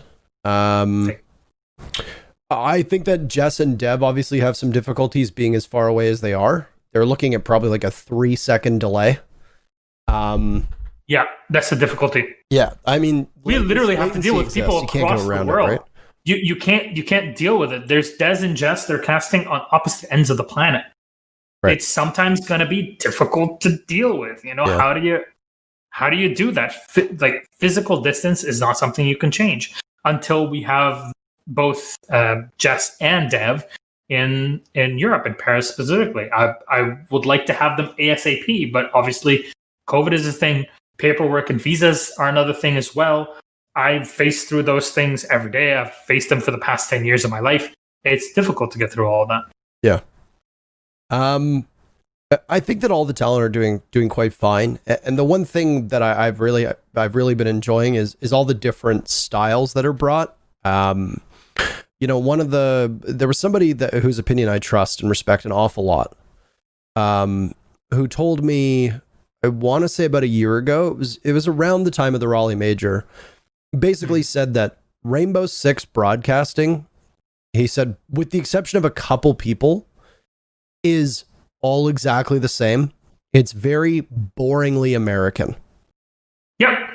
There's no real banter, there's no real flavor, there's no fun accents. It's just like default Madden 2020 announcer. That's what you're getting. Milk toast, like Midwest American kind of style of doing things. And honestly, this is why, because now all the regions are separate in even their creative direction and all, that makes it so each region can really develop in its own identity. You don't have to have a unified everything. Now you can have North American League that is its own entity that exudes its own North American pride and style. Europe can have its own thing. APAC can have its own thing. Same goes for LATAM. And each subregion within LATAM, each subregion within APAC, you have that from the logos to the design, to the backdrops, to the colors, to every bit of it is meant to portray those things. And even you see it in national tournaments, right? Even their logos are done that way. Their graphics packages are very individual, even though they have a unifying theme. That's the beauty of it, is that Rainbow Six has this overarching story and unity, but in the end, it's also about acknowledging that each person in their own way is special and does things in a different way, and that should also be respected. Something that a lot of people need to learn in their own lives, not just when playing video games. Yeah. Troy, I feel like you've been boxed out of most of this conversation because you don't. But I mean, I know that you have thoughts on casting. Yeah. You have relayed You want Fox them. back on the desk? I'm a snobby pro player. You have relayed them to me. Yeah, but that's the point of this. As if That's why I don't always like to make them public, because I know I'm biased a lot of the time. Also, I don't always listen to casters. But sometimes I get frustrated. And I've told you that. Oh yeah. I don't know. I don't like to make it public because I don't like to bash people publicly. Look, it's difficult also as a caster to hear it from some pros when they come at you. Not just there's a difference. Well, that's why I don't like doing it like that. That's why I usually keep things in. See, there's a difference between or you if messaging me, and telling me like, hey, this thing here that you said is incorrect, or on the analysis or whatever. We get that from coaches in Europe all the time. They tell us like, this is something you maybe like, this is how we did and everything, and then we clarify on the stream or publicly that, hey, this is actually more from the horse's mouth, because as much as people want to also have like players or like ex-pros or whatever, or coaches on analyst desk or whatever, a lot of analyst desk and everything has to do also with your presentation. And let's be honest, majority of players and coaches or whatever just have zero personality on camera. With all due respect to their experience as players and all of that, but a lot of them are horrendous at being good on camera. This is something that you just takes so much effort to get into and learn. It's not something that just happens like. Was it Sponge got clipped actually? He was on I want to say he was on the HLTV podcast. And Jake from Esports Talk or whatever I don't know the name of it, but Jake Sucky. I don't think that's how you pronounce his last name, by the way. He clipped it, by the way. His last name is literally Sucky. Like, I mean, I have. Anyway, so they clipped him, and basically he just said, these players want and demand, and a lot of people in Rainbow Six don't understand the scale of CS:GO salaries. So let me just kind of get that out of the way. So it's Jake Lucky, sorry, not Sucky. Oh my God, he must have changed. He changed his last name on something for a period of time, obviously as a joke. Then clip this and dude, he's a nice guy, by the way. Yeah, so his last name was Sucky, and I was like, I don't know enough about him to know what his real last name is. I'm sorry. It's like, my last name is Soyboy, but it says Makai. Soyboy. Yeah, there you go. See, Milosh knows my government name. So new mail, yeah. Basically, the Sponge clip for people, and I think Sponge is probably, one of the best talent on the planet. And he basically said these pro players in CS:GO demand absurd salaries, 10 to 20 grand US per month to play Counter-Strike per player, by the way. To the best of my knowledge, we haven't broken 10 grand a month for. Yeah, we have not broken 10 grand. I don't make 10 grand Rainbow a month. Six yet. Well, of course, players are going to get paid more than us. But anyway, we haven't broken 10 grand a month yet for players just based off of salary. Now, obviously, if they stream, they can get above this. But I mean, that's same with CSGO. If they streamed on their own, who knows? Basically, what Sponge said was, you're boring. You don't care about your interviews. You don't try to be charismatic. You don't try to build a brand. You don't care about the narrative. You don't care about the league. You don't care about your team. You don't care about rivalries. You don't care about stories. You don't care about anything other than being amazing at the game. And he goes, I hate to say it, but that's not good enough. It's not worth it. It's not worth the money, man. You need, like, if they're going to sink this amount of money into it, give a shit when you do interviews. Give a shit when you stream. Give a shit when people want to talk to you. There is more to this than just being really talented. You could be the best player in the world and maybe you don't like talking to people. Fine. One or two, a couple people like that, whatever. But when you have an entire league where 95% of the people in it have the charisma of a fucking picnic table and don't have a single ounce of interest in improving on that front, there's a problem. Yeah. And that's basically what he said, was that people need to build their brands. And I think it's correct. And there are people, and I hate to say it, there are people who come in here and recommend players to us that should be on our show. And I look at the name and I'm like, what the fuck are we going to talk about with that person for 3 hours? Like, they're boring. They're boring. They don't have an interesting story. If they do, they've never shared it. When you try to get them to share it, you get one-word answers. Mm-hmm. That's the most difficult thing as a host when you do fucking interviews. Like, stop giving me fucking one-word answers. Like, it's exasperating. And you and I did enough interviews for 3 years to know that there are a lot of pro players after a game that don't want to talk to you. That's fine. In my opinion, post-match interviews in everything, real sports, esports, are a colossal waste of time. Yeah, they're boring. I think they're shit. Yeah. Teams don't want to talk. Who cares? Yeah, you know, like we played really well. We droned well. Offense was great. We put pucks in nets. Yeah. You know, like... Yeah. So I think a lot of the questions sometimes are bad. Like post-match interviews. I feel like sometimes like, dude, I hated asking like questions. how do you feel? How do you feel? Like that one sucks. That's a bad question. Well, that has sucked for 10 years, and we feel good. Like, I mean, you could like replay someone else's post-match interview and it still apply. But Troy, the difficult part is if we want to ask you like detailed questions, sometimes this is not for everybody. Some pros just can't remember it because they were in the moment and they weren't the person that were in the middle of it, and it's difficult for them to recollect it, and it's difficult for the viewers to see that because they don't have a visual. Well, what I was going to say is also like sometimes the more interesting questions are ones that like you don't want to answer as a pro. Exactly. Like you want us to elaborate on our strategy. Like, no, sorry, like not going to happen, right? Yeah, the post-match interviews I'm not a fan of because they're not as personable, right? Like, there's more like personal interviews that are like to build storylines that happen like like at events. They'll happen like before the group stage or after the group stage leading to the playoffs, and they'll ask about like how the group stage went and like how the bracket's looking, like stuff like that, and it builds storylines, and that's more interesting in my opinion. Or like they'll ask you questions about your past, stuff like that. That's more interesting. But like, yeah, the post-match interview, how do you feel?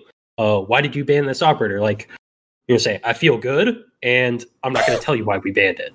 Yeah. Right? Like, you can't really even expect a different answer than that. But I understand what you're saying. There are lots of players that they don't like to do interviews. If they do them, they're like, I don't want to do this. Like they get forced to do them, and they're like, oh my god, I'm gonna fucking just give the one-word answers. Yeah. And I'm not a fan of that as well because I see both sides of it. But yeah. I'm not going to name names, but there are people that have lied about not having a camera, even though they stream with a camera, so they don't get on interviews. Oh, this is not dude, real. the whole team do that. We had. I'm going to call them out by name. It was the old Cloud9 team. That whole Cloud9 team, the old one, you had like 3 of them with webcams, and then Obey. Obey was terrible for it. The Obey guys would be like, yeah, we don't have webcams. And it's like what the fuck are you talking about? Sky streams with a hand cam. Like, what do you mean you don't have webcams? Like, they just someone either doesn't want to be on stream, doesn't want to be in an interview, or is too fucking lazy to put their camera on. And I'm sorry to say this, as you said it before, and as Spunk said it before, if you're a player getting paid however the fuck you are like paid in this, if you're in a tier 1 org, there is a minimum to be expected. You can't just come in and be a tier 1 in R6 share system without being paid a certain amount of money anyway. So you're through all of that, but you stream like once a month and you're in a team house, you have like one piece of content every 3 months that comes out with your org. You expect to be paid the amount of money that you are. You get all the bonuses, all the prize money that you get from your events or whatever. You get to show off with all your shoes or whatever the fuck you're buying all the time. And you don't do any other type of content. I'm not calling anybody out. This is just a general thing that I find with pro players, that they just like this sort of stuff. And I don't understand it. I understand why they would like it, but fair enough. It's just boring as shit. Milk toast takes on everything. Yeah. And then the 2 a.m. tweets of, oh, it really do be like that. And I'm like, what the fuck are you on about? Are you 14? Are you 14, mate? Like, I go back and I see like every day Facebook gives me like this one thing 12 years ago, whatever. And I'm like, I posted this on Facebook as my status update when I was like 12 fucking years old. What the fuck is wrong with you? You're a professional player. Or they'll tweet out at 3:30 in the morning, real grinder hours. It's like, shut up. Oh my god! Oh my god! Shut the fuck up. Can we talk about this What? grind culture? I have to say, this whole grind and like this sort of culture around it is so fucking stupid. I'm sorry, it is so stupid. There's what the fuck is it? Because you're playing in a team game as a team. Don't tell me you're up at 4 a.m. jerking off and playing whatever game you're playing is grinding. Don't bullshit me. Dude, have you played ranked at like 2 a.m. recently? It's grinding. It's like the beaches of Normandy out there, dude. Honestly, dude, it's so insane the level of bullshit that I see all the time. I literally go and see like pros tweeting that when I wake up in the morning. So it's like a lot of NA players or NACL players or former NA players or whatever, they're tweeting this at 3 a.m. their time. And I'm like, what the fuck is this? Who are you? Because I see this person tweeting once a week and they're like professional player for whoever. And I'm like, you get paid to tweet this shit? Unfollow. And I just go.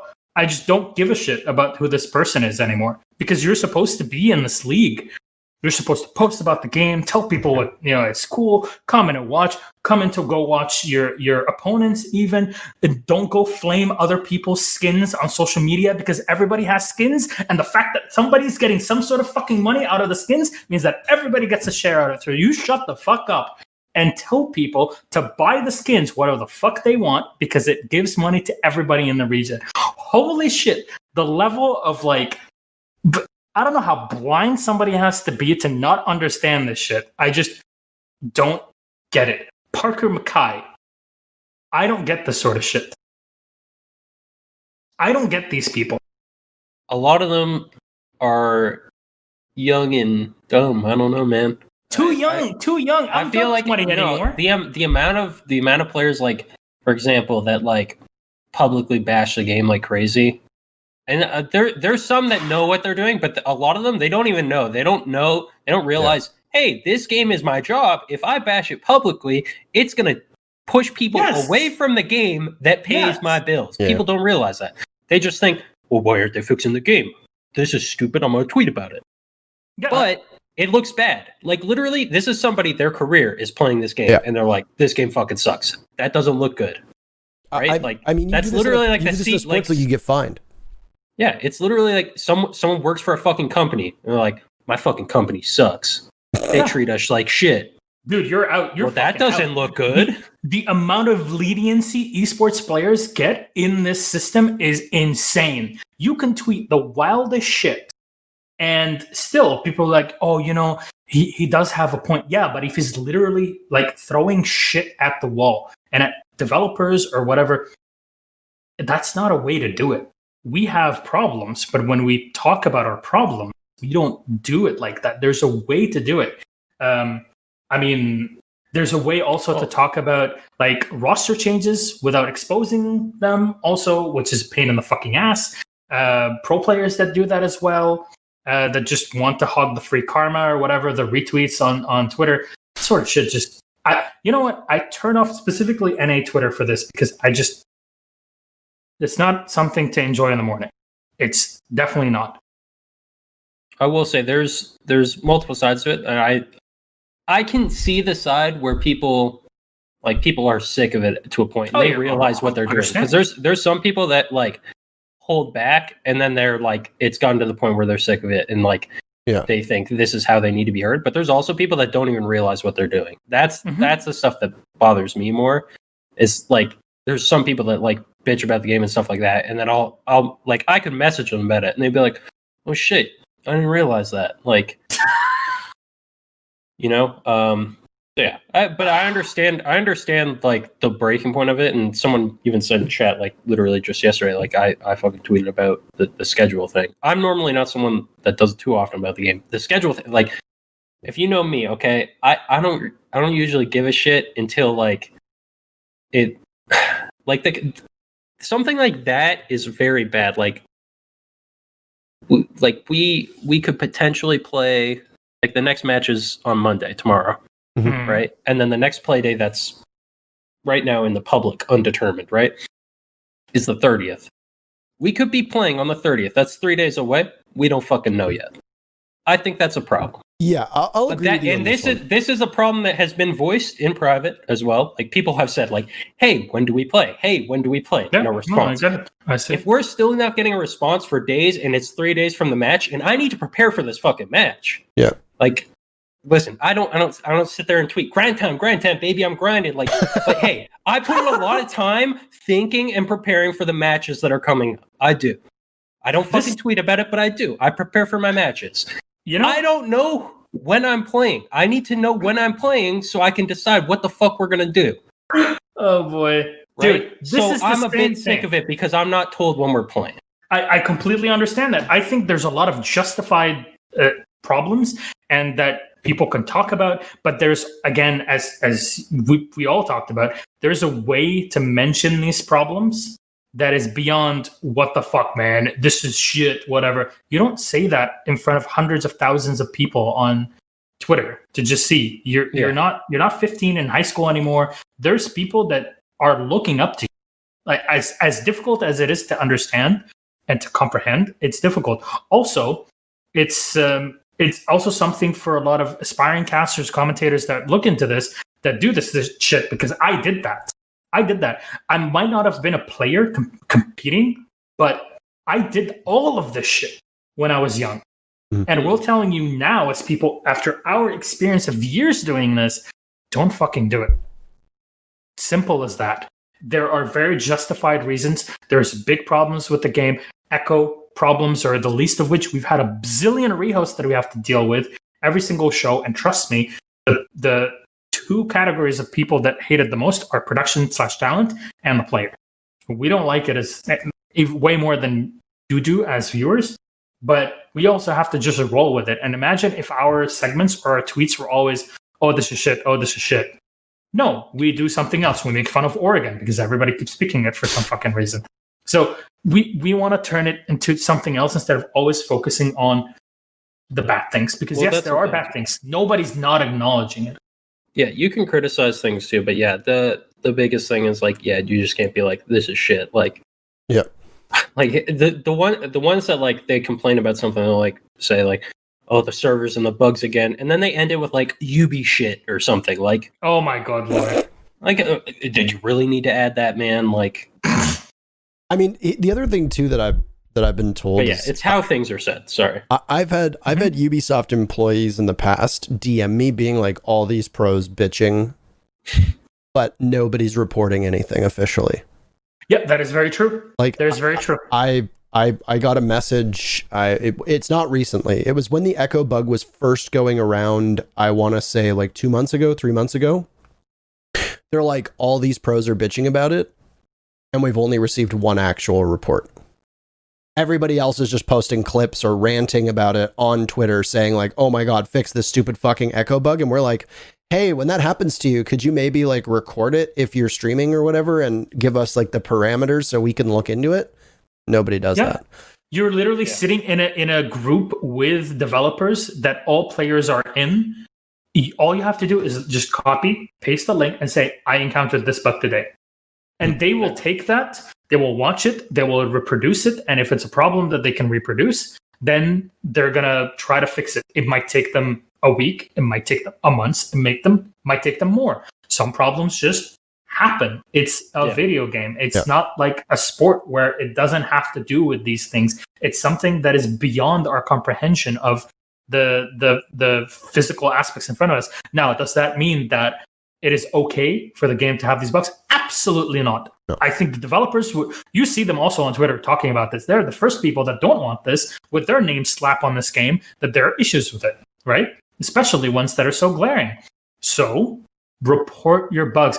As our dear friend Stuart Owen would be saying, go to ub.r6 fix or whatever it is. And report your bug, for the love of God. Yeah. I will tell you right now, I am kind of worried with where the game is, as I'm sure probably a lot of us are. I'm worried about the fact that, you know, I have played this game nonstop for 4 years now. The amount of bugs that I've experienced playing in ranked and quick play, it's a pretty small number. And I know that I'm not playing it with the same frequency that the pros are playing it. And I know I'm not playing it in scrims, and maybe I'm not pushing the game or trying things that are going to land me getting bugs. But it's like, honestly, I don't really run into that many bugs. Last night, I played for about 2 hours. Every single map, I had at least one bug. I had a mute jammer bug where certain parts of the map, there would just be the sound of mute jammers for no reason. I was literally... The sound bug happens a lot. I'm fucking telling you, motherfuckers, that all think my team is fucking cheating. The sound bug happens a lot, man. I will tell you that teams have told me in the past that they'll kick a router, or they'll say there's a sound bug at very convenient times because there's no way to replicate it to get a timeout, basically, and get a rehost. Fine. That doesn't mean it doesn't happen. It's just there are times where a team is literally getting the shit kicked out of them, and then after 3 or 4 losses in a row, they'll be like, rehost sound bug. And it's like, just, you want to take a timeout. We get it. Like, but at the same time, last night, I had what happened to me last night? Last night I was running around the map. It was on Outback. Oh my God. Certain parts of Outback just sounded like there were mute jammers. We were on defense. We are on defense. There's no mute in play. And I literally went to run past a wall and I heard like that mute jammer noise. I'm like, where is this coming from? There's no mute in play. Like, and then the farther I got away from it, the sound just disappeared. Like as if there was a mute jammer on that wall. A buddy of mine was playing Lion. He went to shoot his gun on the other side of the map, and it didn't stop firing. Yeah, I have that. For the remainder of the entire map, if you went near that part of the map, you could hear the V308 just continuously firing. But this, and you could go far away from it, and it would get really quiet, but it was always there. Always there. Oh my God. I was playing Bandit. There were parts of the map, once again, this is still an Outback, by the way. There were parts of the map where the sound was totally fine. I went down like the dorm stairs, down to like the little area where the runout is, and all sound disappeared. All sound. Entirely. My gun sound disappeared. My footsteps disappeared. All my teammates disappeared. I ran back up the stairs. Sound came back.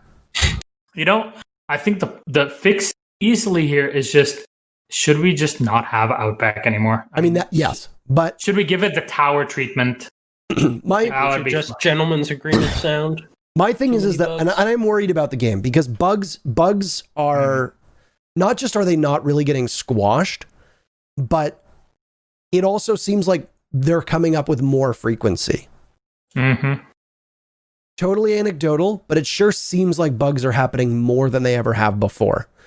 And given the fact that we've been asking for changes to attacker utility, changes to Malusi, there's been zero. And I will say this. I have never agreed with this line of thinking, but now I do. What is the point of a 3-month quarantine period if you are not tweaking the operators based on the feedback you are getting from the pros during those 3 months? I have never, ever agreed with that line of thinking. I'm there now. I'm there. Yeah. Like, what was the point of putting Ace and Malusi in quarantine if you didn't change them at all?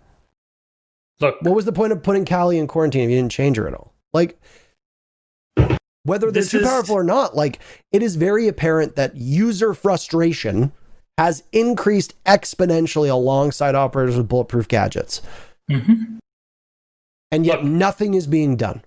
Coupled with all the bugs, I am kind of worried. I'm getting kind of worried. And I usually am not. I'm not a sky is falling kind of guy. I think that the game is still in a much healthier spot bug-wise than it was back in year 2 when shit would just not work for abundance of reasons. We've made great strides, but it seems like we are now past the point of actually being able to fix a lot of this stuff, and now we are in just a game of whack-a-mole. Yeah, I'm the same as you, Parker, where I've never been, like, people have bitched about stuff all the time, and I've always been like, it'll be fine. Whatever. Like, like, bear with them, it takes time to fix, or like, it's not that bad, like, we're exaggerating, stuff like that. Like, I've never been legitimately concerned until very recently. Like, for the first time very recently, I've been very concerned about the state of the game and just with bugs, server issues, and with operators. And I agree. Like, going back still, I don't think fucking bitching and yelling on Twitter constantly is the answer. But there are issues with the game, and like they need to be addressed. And I agree. It's been like there's some that just seem like they're taking too long to be addressed. Maybe they have things in the works for next season, but like, yeah, like Malusi, I think the biggest issue is Wamai. And that's evident in his ban right now. He's getting banned. He's the new Mira now. He's banned like every game. He's banned every game, just like Mira, because it completely changes the game. I think he's the biggest problem. But yeah, some of these things have to be changed.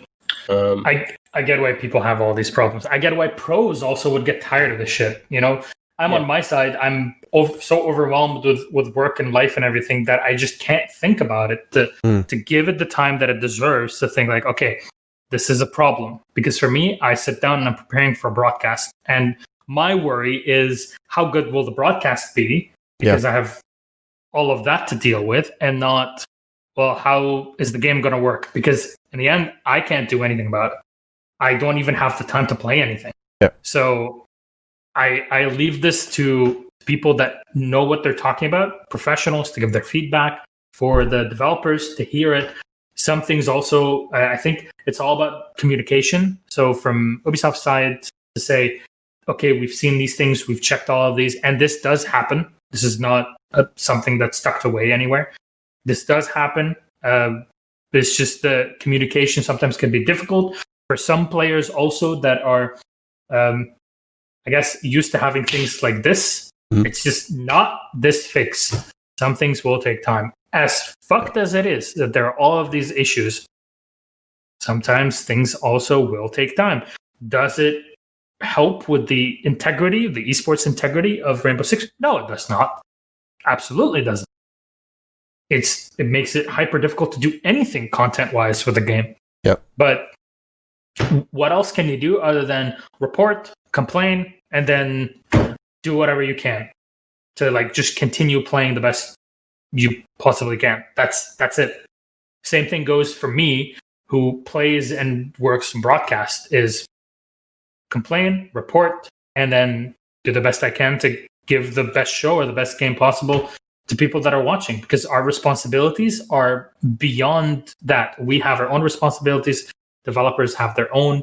And yeah, I don't know. I'm not the one that's supposed to sit there and look at everybody's schedule and what they're supposed to be doing every day. I don't micromanage that shit. It's not my job. Yeah. No, I agree. There's not much we can do.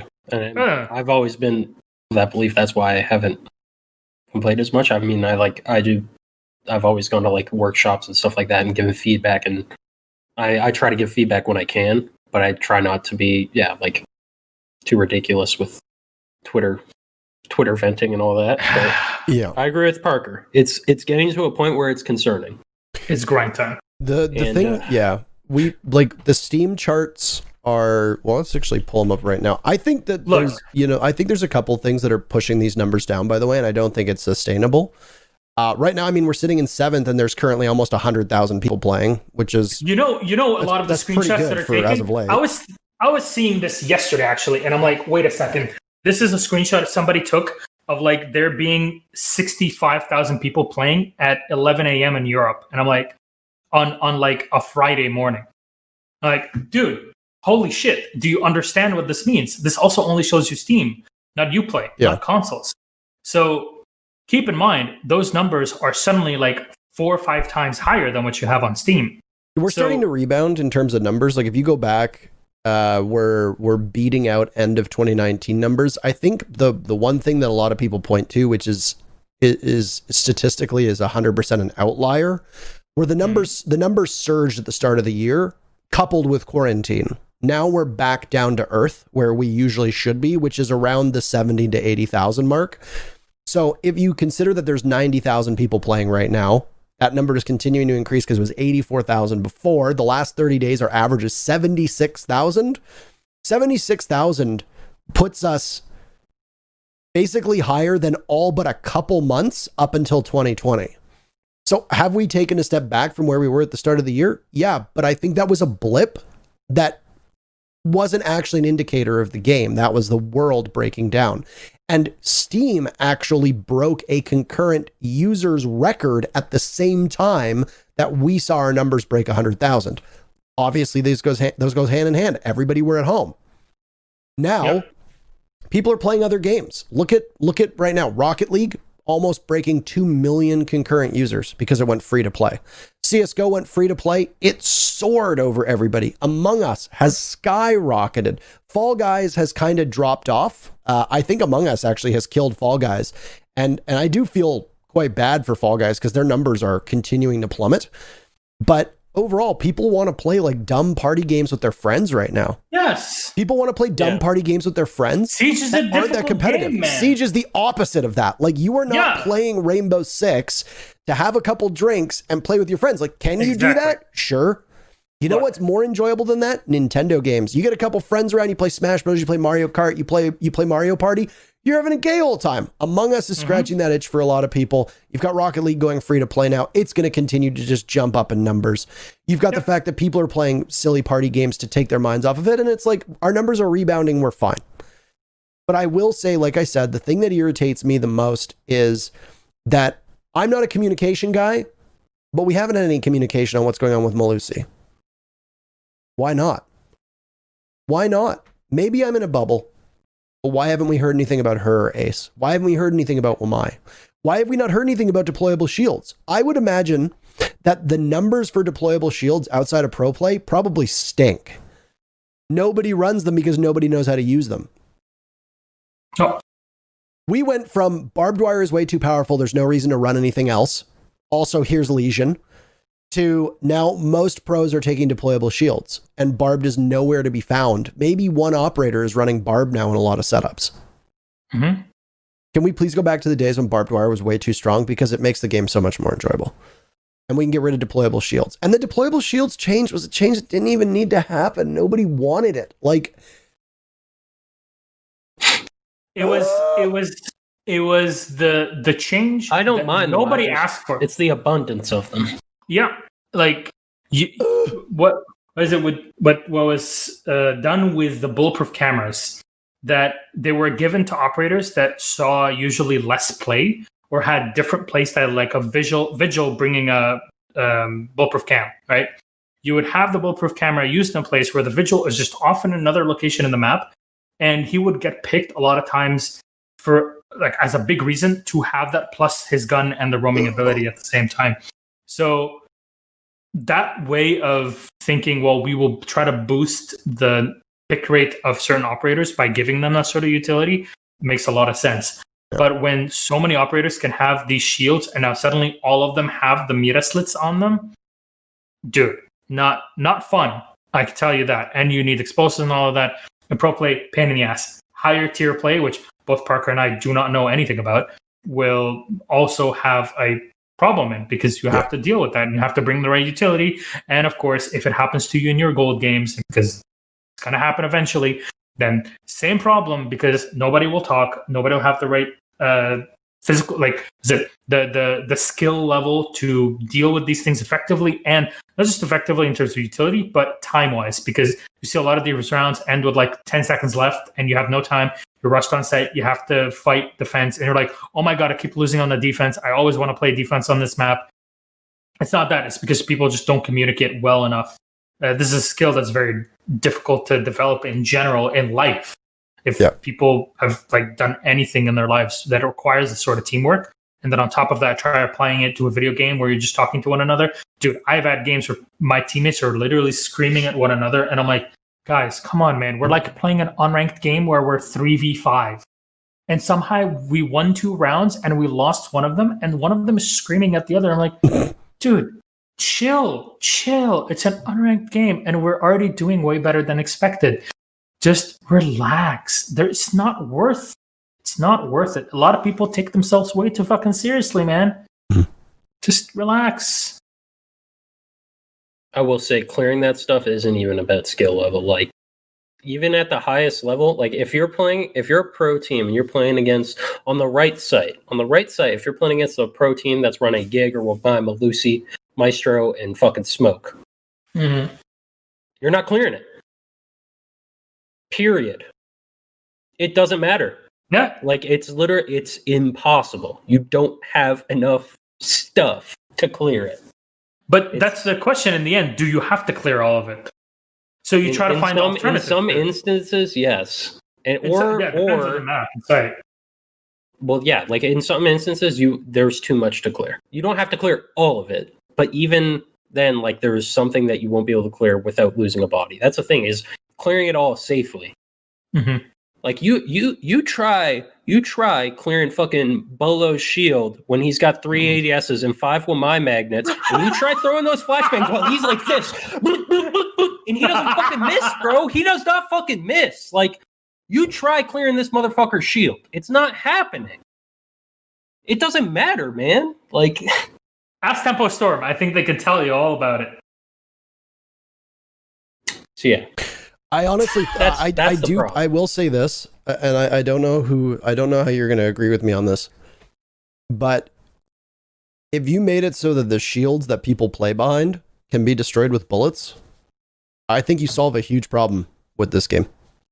Get 308s to deal with that. Have a reason for people to bring DMRs. Not even DMRs. Just make it so that they, after a certain amount of bullets, they crumble. Like you dump 30 to 50 bullets. I mean, if you're going to give, frankly, if you're going to give every operator so many bullets that they can pre-fire for the full 3 minutes of the round, and I've long since said that there's way too much ammo in this game. Scale it back, but it's fine. If you're going to give every single operator 300 and something bullets, 270 bullets, whatever the standard is for the attackers, so that they can just pre-fire everything, make it so that they have to dump 30 to 50 bullets into a shield and the shield breaks. Yep. It's going to take, it'll take what, 5 to 10 seconds? And now you've taken out some of that utility. At the start, I liked bulletproof stuff because it brought a new flavor to the game, but now I just feel like every single thing is bulletproof now. And it's getting to the point where, because it's bulletproof, it means you take it because it forces the attackers to have to take something to get rid of it. Right? Mm-hmm. Well, that's the biggest problem, is that you have to bring stuff to deal with it. And then the problem with it on top of it is the combination of Jaeger and Mai, because then you have to bring a certain amount of projectiles to clear all that before you can deal with. Yeah. If that combination didn't exist, it could be okay. That's why teams are banning Wamai. Everyone's banning Wamai because at least now you just throw your 6 flashes or whatever, or you use Twitch or you use Thatch or whatever. You deal with the ADSs, which is a lot easier to deal with when it's just 3 ADSs, and now you can actually clear shit. There's still too much shit to clear, but now at least you can make that decision like you're talking about. You make the decision, what don't we need to clear? Because you don't need to clear everything now. But at least now you're not dying trying to clear it, because you don't have to have a rotation of 3 different fucking people coming in and throwing the flashbangs. Like, it's a combination. For example, Europe in the last play day, 5 matches, 4 of them banned Wamai. The only one that didn't was Cafe game between Rogue and Secret, and they just didn't really find a use for it. It's usually Wamai and some other operator, sometimes like a Valkyrie, sometimes a Mira. It really depends on what you're dealing with. Same thing goes for other playdays. Sometimes you'll have Goyo. Even in playday 1, Echo is now banned, but back then you had that too. Again, only one game did not have it. So around 80% of all the matches have a Wamai ban in them. Something needs to be looked at here. Very clearly. You don't even need to look at your ranked stats or whatever, because even there, Wamai is a very powerful operator. Yeah. The AUG isn't the greatest weapon, but you have the M5K. You still have you can do a lot of work with him. You can stay at longer ranges if you're with the AUG anyways. He's a great operator that does so much. So you need to find a way to rework him. So as Parker was saying before, why do you have these 3+ months before you put operators into competitive play, if you're not actually going to do anything about them when everybody's getting through this? I also hold it on a communications way to have more test server matches with pros that literally change the way that some operators, some parts of the game function. Test things that like for example, the shield thing that you were just talking about, Parker. Why not just throw it out on test server for a week? Have people scrim. Dude, this is what I've been saying for years. Exactly. For years. Just try something and throw it in the test server and have people play it for a little bit. Like, exactly. Why don't you just do that? I think another problem of it is when people see this on the test server, they're like, oh my God, this is what they're going to bring into the game. No. It's called a fucking test server. This is also a problem with a lot of other games companies that use their test realms or whatever as just ways to promote new content coming out in their game. Also have to criticize that sort of mentality. Rainbow Six now is heading more into the way of we will test stuff and see how it goes, but like especially with the roof hatches reinforcement and all of that. But I wish the test server was used more in that way because it just exists. Why not just use this stuff? You roll out these patches constantly. You don't have to wait 3 months between every patch and the other. I think there's a couple issues. I think there's a couple issues here with it. I think the biggest issue with the test server is that it's more bug testing than idea testing, right? I mean, we understand that.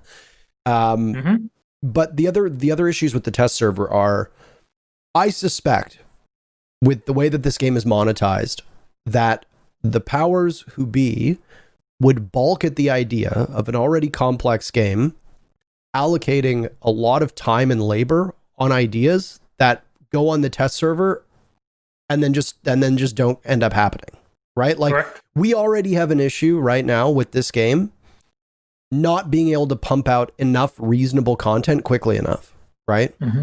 And now you're going to have certain devs dedicate what could be on what, like I said, is a very complex game where shit breaks all the time. You're going to have them spend possibly a month or two coming up with a cool new way that, Warden's glasses work. You throw it on the test server and people are like, this is absolute junk. And now all that's wasted, right? We are long past the days of game development where people do things because it's fun. We are now in the game development capitalism hell where things are made to produce value for shareholders, right? So you're not going to have people just throw stuff at the wall to see what sticks. And it's one thing that I actually kind of need to praise Overwatch for. And it's because Overwatch now decided to make all these huge changes and like wacky changes and throw them up on the test server and see what ends up happening. And credit where credit is due. A lot of them have been pretty bad ideas, but it's still at least them trying, right? And we've said this. Warden is still entirely useless. Well, fix him to a certain extent. Here's the thing. The only time you see him is when teams run Ying. That's it. Go ahead. If Wamai wasn't so fucking dumb, Warden could be played more. Well, of course. Because the thing is you can't run Ying when you got Wamai and Jaeger, because now you can't throw the Candelas. Right? Like because now you have to bring you have to bring Ying and then 9 flashbangs, and now you have no explosives too. So now you're ignoring all this other shit. Yeah. You can't deal with smokes because Maestro at that point is just better than Warden just because his bubbles can see through the smokes if you're not removing them, which you can't fucking do if you have. And I think that's stupid. That Maestro, I think again, it's just so stupid that it limits you so much just by having those two operators because you have to bring all this to deal with them. That's why, like for example, we've banned Wamai, right? Like teams have banned Wamai, and now we showed like Ying in our last couple play days. Because you can play Ying now. Or like there's like Glaz, he's not as good. Okay, his nerf hit him pretty hard. But like he could be used in some scenarios if again that Wamai Jaeger combo wasn't there every time. I actually missed the Glaz Ying meta. What? At this point. Shut the fuck up. At this point, me too. Point, I actually missed the Glaz Ying meta. Like at least there was some creativity. Yeah. And it was easy to watch. I hate to say this, but from a casting perspective, it was boring, but it was easy to watch. Just spectate Glaz. Yeah. Like, that's it. You know what? Like, it was easy to watch from that perspective. The other point is that Glaz became so irrelevant, especially like with all the changes and everything. But now, why would you run him? You have Kali, who literally one-shot down speed, and you have an SMG secondary. What's the reason? I mean, Glaz now has gone to an aggressive entry role in a different way. Kali is going to be. I mean, the problem is that people realize how stupid good that secondary SMG is, and now we're back in the same situation where, like, Hibana's primary was the Bearing 9, You know, like same with Smoke. His primary was the SMG 11 in most instances for a long period of time, and now the same thing is with Kali. It's like that her SMG is just her primary, and now her gadget is pulled out when she needs something for long range or destroying hatches or walls. Yeah, We see the way that Kali is getting played by a lot of teams is, apply pressure by having the sniper there, then pull out the SMG and just hop in. A lot of teams are using her like that, right? Like, look, Leon in chat is saying, does Milosh know why people run Glass or Pepe Laugh? Who runs Glass? Well, is my you don't question. right now, but I will say you wouldn't run Cali over him because you don't run him for the gun. You run him because he can see through smoke. Yeah, that's the only reason you. What's the reason to have him in currently, right? Because you can't touch Smoke's fucking anywhere. Well, if Wamai is banned, you could run him on some sites for like a smoke execute. Yeah, because he's still strong for that. But again, like it's more as situational as it gets. Yeah. So again, what's the point in having him? At least with Kali, you can deal with shields. Well, those situations, those executes, you can't even do close to that with Kali. You can remove shield. It's a completely different concept. Yeah, it's a different concept. But then when you look at the gun and you look at the way that they do things, they're operators meant for completely different things.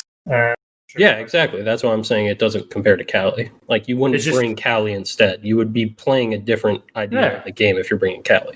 It's just currently the metagame does not allow for any of that to even happen. I agree with that. If you do it, then you have to have so many things that fall into the right place for you to say, we can pull out the Glass here, and the chances of you having that opportunity again are so slim, it would be a while before you can do that sort of thing. I agree. Thomas just made a good comment, and it's one that I've always agreed with for a long period of time. And I actually got into an argument with a dev for this. I remember I was at a playtest, and one of the devs made a comment about changing up Castle. I think at this time, Castle had this was before the mute Mozzie system that made Castle better. Mm-hmm. And at the time, I think Castle's pick rate was about 10 to maybe 15, 20% tops. And the dev was saying, Castle has the second worst pick rate in the game. He's almost at Tachanka levels. And not only is he not good, but we see a lot of user frustration from Castles castling off the bomb site and either screwing their team over when you're playing casual and you've got like the level 3 who just immediately castles off the doors to the bomb site because they don't understand the game, right? They don't know that leaving doors open is actually an advantage to the defenders most of the time if they are actively watching those doors. But you castle off the bomb site and either screws over your team immediately and then you get somebody team killed. I've still been team killed recently, by the way, when I'm dicking around in a quick match or an unranked with friends and I've got some newbie castle who castles off the door and I'll be like, hey man, don't castle off here. And as I'm breaking the castle barricade down, the castle team kills me. And it's like, it still happens. Or you end up being castled out of the bomb site, which has happened to me too. You get castled out of the bomb site. It's like a 1v2 and you try to get back in and you can't because your teammate doesn't know how to use castle barricades. And I get it. Castle is a high skill operator that does present a lot of frustrations. But the dev was like, we need to change him. I said, you don't need to change him. The dev was like, he's got a pick rate the same as Tachanka and there's a lot of user frustration. And I was like, so deal with the user frustration. You don't need to change him for his pick rate. Mm-hmm. And they're like, yeah, but like we want them to be played. And the other thing too is that not having operators get played means less monetization. You spend the time to create a castle elite, nobody's buying it. The cost of labor to create the skin will likely not be recouped in sales if the operator's pick rate is terribly low. So we have to admit that there is a financial incentive to constantly make operators sexy and viable. It's the same reason why every operator is released broken. Every operator is released in a state where they're too powerful so that people play them. They feel some enjoyment and some fun with being way better than everybody else. And then after everybody's bought it, it gets dialed back in. It sucks, but that's literally economics. That's why people do it. It's so that people will play it and buy it. And then you bring it back down to earth. So my personal opinion is you don't need to make every operator viable everywhere. The biggest thing that buffed Castle were other operators. Same with IQ. IQ wasn't very good for a long period of time, but she started to get better as more and more operators started coming out. And people realized after a couple tweaks to her guns, hey, these things are actually pretty good. We can use these on a 3-speed. Even losing her frag grenades didn't do anything. Did we need IQ to be viable? Not really. Does Castle need to be a 40, 50% pick operator? No. I am totally fine with operators being 10, 15%. I actually think it's much more interesting when that happens, because then you can kind of dive into why certain operators show up in certain instances and have a better understanding of how they're used. And it's frustrating that the devs take it up from an approach where they're like, we need to make every operator viable, like deployable shields. We need to make them more viable. No, you don't. You don't need to make deployable shields more viable. You have now created a colossal mess because of the way you've changed deployable shields. And it's frustrating. Like, I get why they have to do it, but from a playing perspective and a casting perspective, I am so not a fan. There's so much you have to juggle. This is what people say, like, you have to appeal to the casual market. It isn't just about the people that are casually playing the game. It's about the economics that drive that sort of thing. Suddenly the conversation's gone way deeper, more philosophical than anything. But this is the reality. Unfortunately, it's not just about creating the product that is well balanced and everything. It's about also creating a product that has a return on investment relative to the amount of time that you put in, right? To change something or recreate something or whatever. And it's a pain in the ass. And I'm just glad that I am not a developer or someone that has to live with this or deal with it, or someone that has to make the decision higher up. I sit here and deal with the decision on my own, and I have my own shit to take care of. But even then, it is very difficult to think about it. And again, these pro players, Troy and the hundreds more, rely on all of this to work in a certain way for them to be able to live basically through the game. There is, again, a way to communicate better from a lot of people, but I don't know. There's a lot of things that are out of our hands, and this is something that I guess at a certain age, certain life experience, you'll learn, and you're like, you know what? I will work on the things that I can change, but when some things are out of my hands, then I can only do so much. Why would I allow problems to live rent-free in my head as well? But the end of the conversation is, it's unacceptable to have the bugs and problems that we have in the game. Developers are the first people that would agree. Are they the people that make the decisions?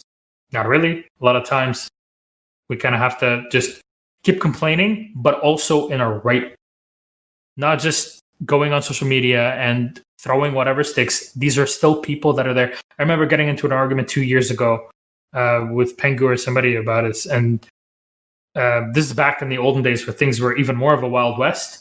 And I'm saying, like, you are literally throwing shit at these people, and they're just sitting here waiting to get some feedback so they can work on the game.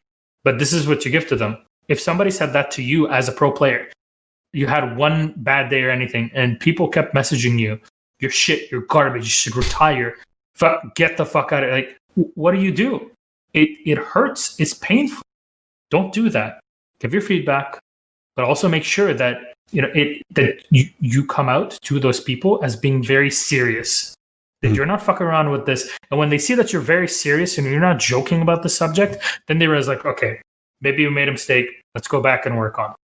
Be serious. This is what people mean when they say be a professional, is be serious about the subjects that are supposed to be serious, and have a conversation with people on social media as if you would with them in real life as best as you can. Because if I came up to you, Parker, and we were having a serious conversation about something, and I just suddenly just start swearing at you, chucking shit at you across the room, you wouldn't take me seriously. You would get the fuck out of there, wouldn't you? It's not a conversation to have. Yes. Maybe. Maybe I take you seriously. Maybe I want that aggression, baby.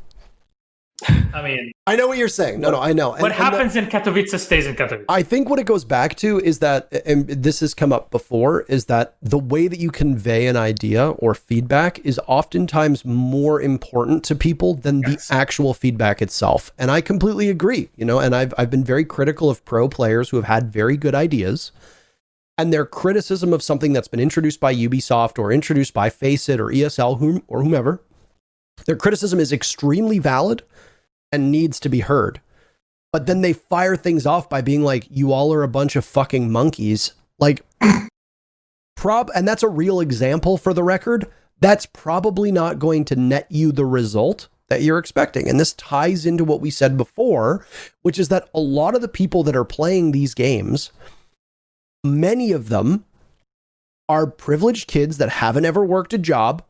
They may have poor social skills. They may not have taken their education seriously, especially if they dropped out of high school or didn't seek any higher learning. And they just frankly don't know how to interact with other people. It's like they were raised by wolves. But they were raised by wolves that were wealthy enough to allow them to have a nice high-end computer and play video games and not work. Look, I think it's even deeper than that. Super is a very educated person. Okay. But he is actually quite educated, by the way. Yeah, he is. He's a lawyer, isn't he? No, he's a journalist. No, he has like his master's in journalism reset or something like that. He did something. But man, when the conversation was about the points distribution for SI, I completely agree. It's very borked. I think the system that is in North America is not right. It doesn't give the Canadian teams enough props, or Mexican teams as well, like enough props for what they're doing. This is in LATAM as well in general, also has that problem.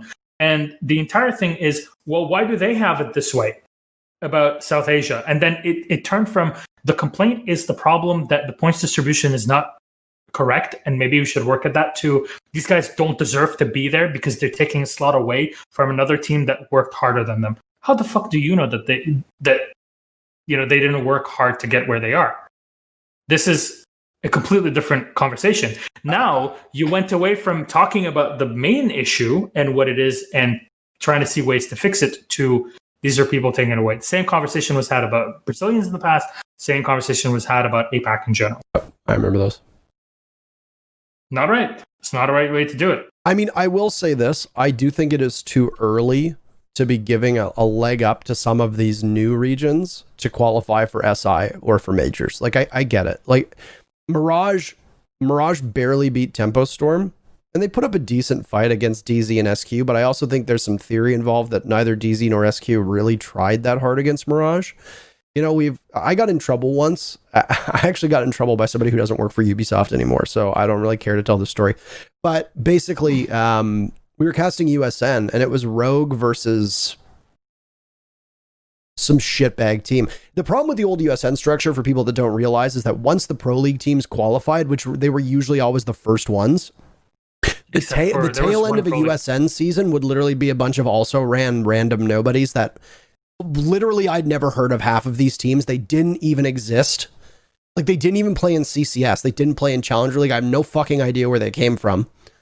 And next thing you know, we have like the Goofy Goobers versus Team Fluffy Kittens, and it's just 10 people whose names I've never heard of in my entire life. Mm-hmm. And it would be like watching Ranked. And it would be on the Rainbow Six channel to, 5,000, 4,000 people. And there was one time where it was Rogue versus some, I think it was a mountain logo. I can't remember who it was. It was some mountain logo. And Rogue fucking annihilated them. I think Rogue lost one round. And that was a round where Rogue was running like all shotguns or something like that as a joke. They ran like all shotguns on attack and they lost that round. And that was the only round that they lost or something like that. And it was a farce of a game. And yet we were yelled at by Ubisoft. Not ESL, Ubisoft yelled at us and said that we needed to treat it seriously. And it was Kix and I casting. And before the game started, in Twitch chat, somebody said something along the lines of does a very honest question. In this set of circumstances, would a team like Rogue actually try? And I said, no, they're not going to try. I was like, Rogue is going to play default strats. They're going to play ranked. If Rogue starts losing, they'll start trying. But if Rogue comes out the gate and they're just doing dumb shit and they're joking around, they're not going to try at all. They have no incentive to reveal anything. And that's how I phrased it. I said, not really. A team like Rogue will only take an opponent who is worthy of their respect seriously. I highly doubt Rogue is going to sweat in this match as hard as they would against other pro teams. And a Ubisoft employee clipped that and emailed it to ESL, and I got in trouble for it. Yeah. Well, okay, I say trouble because I didn't care, but I was told, like, don't say that again. And I said, yeah, I'm probably going to say that again. If I'm being honest with you, I'm not going to not say that. And that was basically the full conversation, but it's just like, pro teams are not going to take it seriously. So it's like when SQ and DZ are playing Mirage in the mini major, Troy, you can even answer this. If you're playing Mirage in the mini major quals, you busting out state level secrets? I think it'd probably affect the maps we play, but I don't know. We wouldn't be like pulling out, like, we'd be pulling out strats that we've shown before, like we'd run default stuff. Unless we're really obviously we're trying, but like, yeah, we're not. As I like to say, we're not doing the most. Like, yeah, you know, we're not making shit up on the fly. Probably, like, we're probably running our default strats and obviously like trying to run them the best we can. But yeah. And that makes a lot of sense. That's how it is with even in sports. Official teams will take away their star players and not have them play against lower rated teams because they want them to take the day to rest or the week to rest, and they can come back the next day or 2 weeks later when they have a big game against a big rival or something. And that makes absolute sense. And the fact that this was something that you're quote unquote reprimanded for or whatever is absolutely bullshit from my point of view as a commentator as well. Somebody had said that to me. I would definitely say no. I don't want to work for. I said no. I said I'm not. I said they said to me, they're like, so we received this from Ubisoft, and Ubisoft's official guidance was it's not a good look when our professional commentators are downplaying and belittling teams that are competing in our leagues. And I said it's not a league. Teams randomly qualify for it, and I value my integrity more than I value your marketing strategy. If a team is shit and they're going to get fucking walloped, I'm going to say that. And that's how I'm going to cast it. I'm not going to sit on a broadcast like a fucking jackass and be like, man, this is going to be a real close match. These, I hate that so much. This team of Plat 2s and Plat 1s that we've literally never heard of in our entire life that have a clip art logo are really going to be able to take it to Rogue, the number 2 team in North America. Boy, what a close match that's going to be.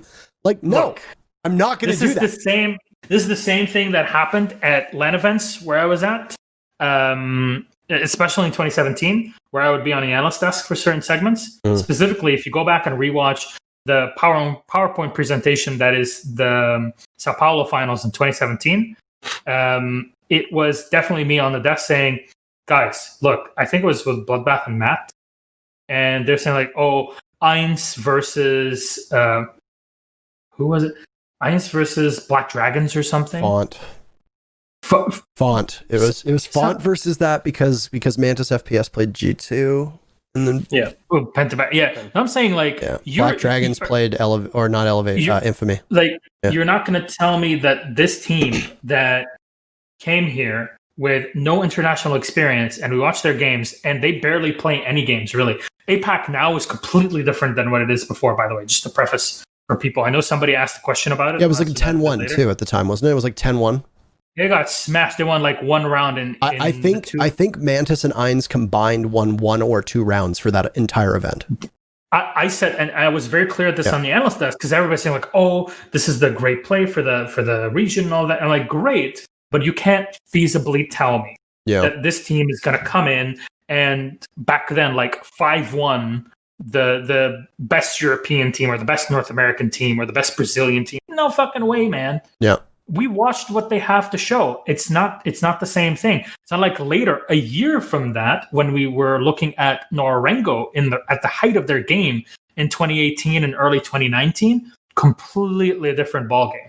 But it needed to start at some point. And it's just unfair, just like what would happen later if we had a team from South Asia that would make it to Invitational. Is it fair to also believe that they would be like the best there? No fucking way. But you have to give the opportunity at some point. Same thing goes for talent. Same thing goes for players and for teams of every region. Part of the ecosystem should be there regardless. But yeah, of course, as talent, it's difficult sometimes for these sorts of games, Parker, because we know this. We casted so many like varying types of matches. There are games where they are so skewed to one side or the other, still to this day, where you really have to do your best to not like criticize without shitting on someone. There's a way to do that. And a lot of these times, instead of criticizing, you end up praising the team that should be getting the praise, you give them like 80% of the airtime instead of 50-50 between the two. There's ways to do this in broadcast, and it's definitely not easy to be there, but I definitely don't want someone to come to me and say, don't point out the flaws or the problems in this team, because that's not a good look. Like, maybe they should have played better. Would that be a better look? I definitely think there's a way for us to be critical of teams, and it depends on the environment as well. You know, Troy is merciless. When we did the qualifier casts, none of us were nice. If a team fucked up, we would just rip them to pieces. Yep. But that's the style of the cast. Like that, and the teams are aware of that as well. Like the teams are aware that we're going to be making fucking penis jokes. We're going to be making sexual references. We're going to be swearing. Like, we're going to be doing dumb shit, and most of the teams are also going to do dumb shit. Like, that's just how it works. It's an unspoken agreement, and everybody's all on the same page. So I can understand why, if, let's say, I'm doing a US division broadcast, Monday we're doing I think we're doing E United versus DZ. I think is that the match on Monday? First match on Monday? I think it's E United DZ. Kicks E United DZ, yeah. I make fun of E United a fucking ton. This is the first podcast. They're looking good, by the way. What? Still beat the Sonics. They're looking good. Yeah, and guess what? No, they're looking good. This is going to be the first 6-on-6 ever that I don't make fun of E United, because they actually look like a better team now. They're looking good. So they're looking good. So E United looks like a better team. They survive on this show. Literally 14 episodes in a row with us cracking E United jokes. But like that would be like Kix and I on Monday. If DZ plays really poorly against E United, we're just like, yeah, DZ's fucking trash. What's happening? Blah, blah, blah. And we just rip into them. That would look really unprofessional on a broadcast like that. We got a little bit of pushback on our Canada division show 2 weeks ago because the teams were unhappy with how they were being represented. Now, it's like the Canada shows on Friday are designed to be more relaxed, more analytical, more critical. Less casting like it's SI finals, more casting like, hey, this is a new division. Let's talk about the teams. Let's give credit where credit is due, but let's also kind of pick apart what's happening. And I don't think we were being more critical than usual, but that was not the feedback we got. So we, you just tightened it up. And I think a lot of it really did come down to our language. I don't think it come down to what we were saying. I think that we weren't couching the criticism in fluffy, colorful language. We were, at one point, I said, like, Nordic looks lost. No team wants to hear they look lost. I mean, they looked fucking lost. So I'm going to say that, like, when you get gunned down from behind, I'm going to be like, what's happening? And Ash literally ran from VIP, killed one, ran through 90 to theater door and killed a second player who had their back turned to the Ash in theater. This happened over 10 seconds. How are you not hearing this? A, how are you not hearing an Ash sprinting?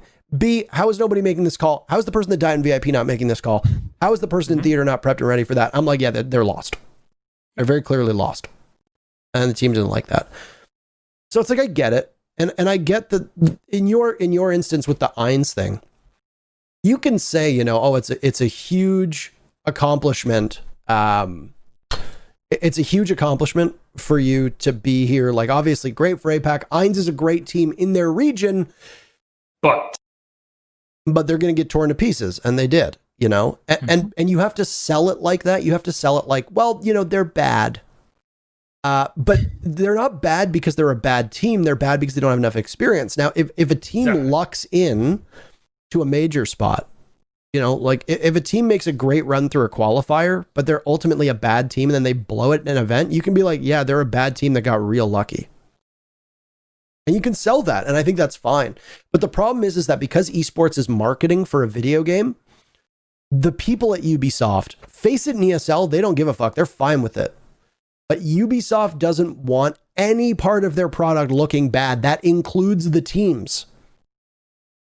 So we have to kind of go against this wisdom where it's like, if we have a matchup and both of these teams suck, then that hurts our product. That hurts our brand. I couldn't give two shits about how your brand looks. If I'm a caster, my job is to cast the match. No.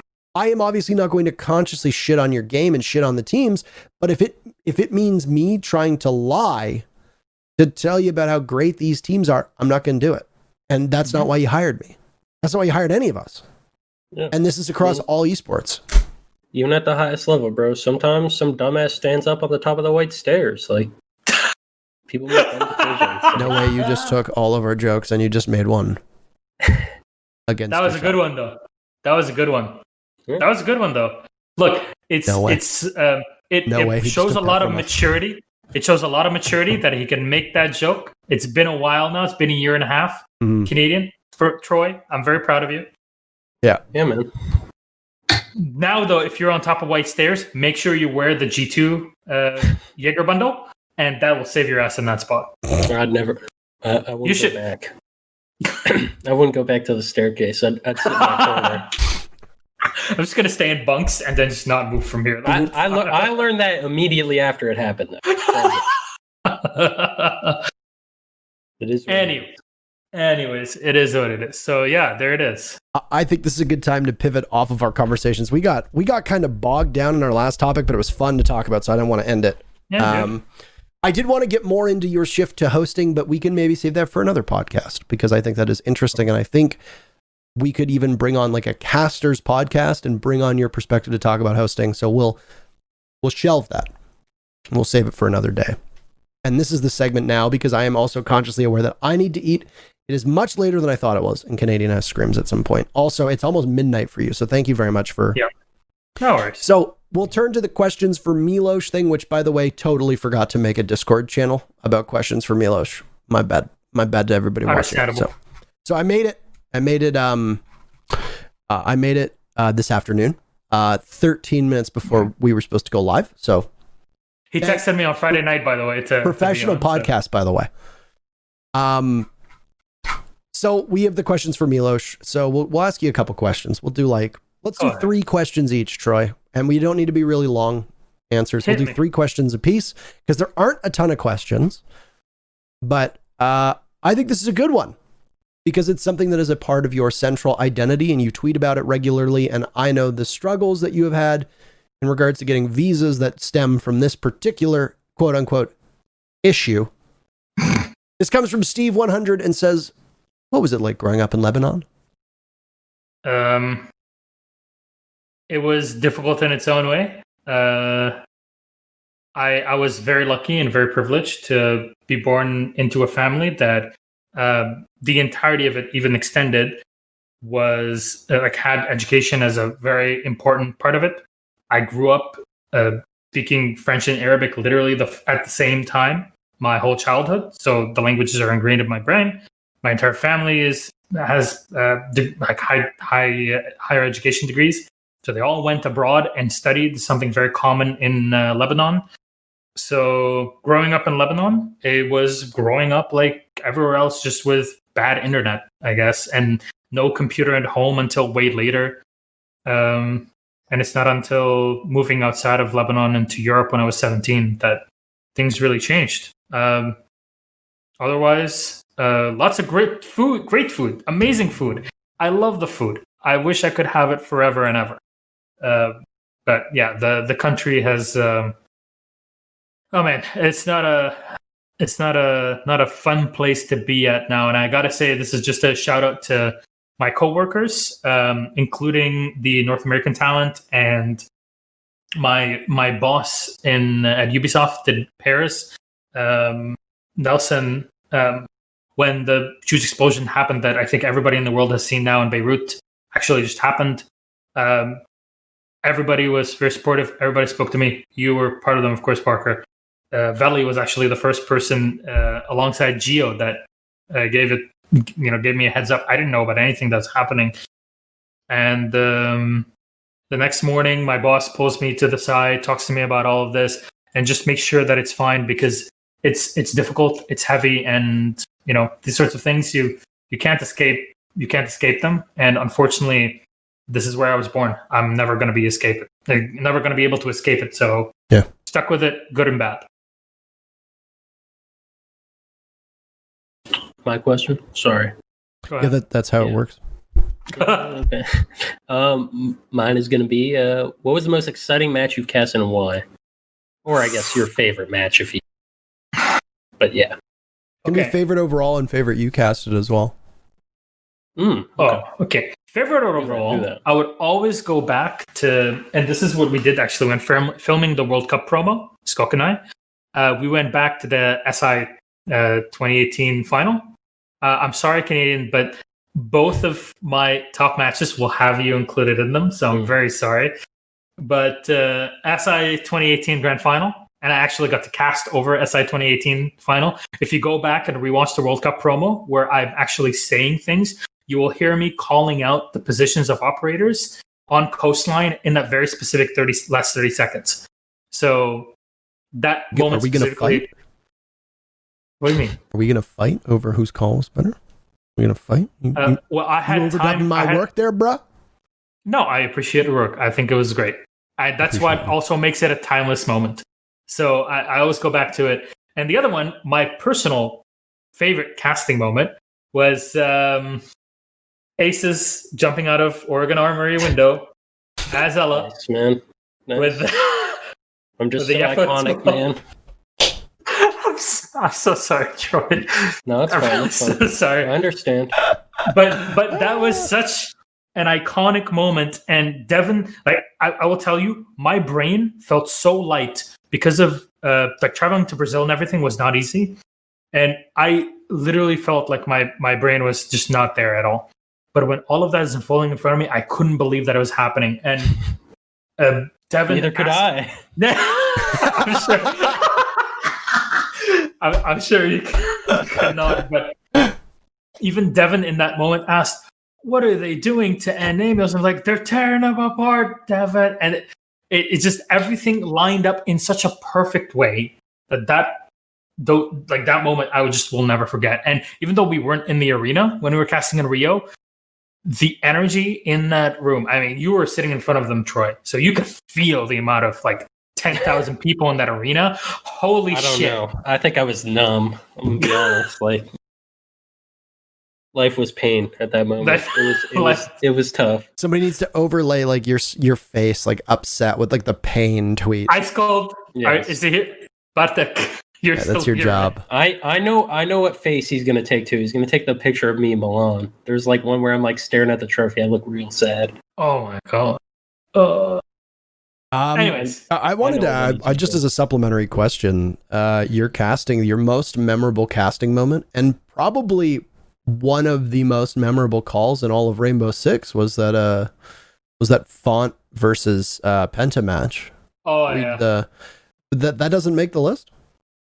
I thought that was going to be your favorite. I thought that was going to be the answer. I'm kind of surprised.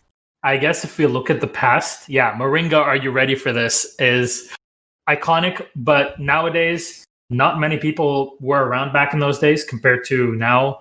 Not many people remember that. It was a completely different game. Yeah. I wish more people knew it, obviously, from my own point of view, but also that everything was so organic in that moment that it just happened. And Moringa, Are You Ready for This? Somehow came out, and I don't know how it happened, but I agree with you. Sometimes it slips because it's been so long.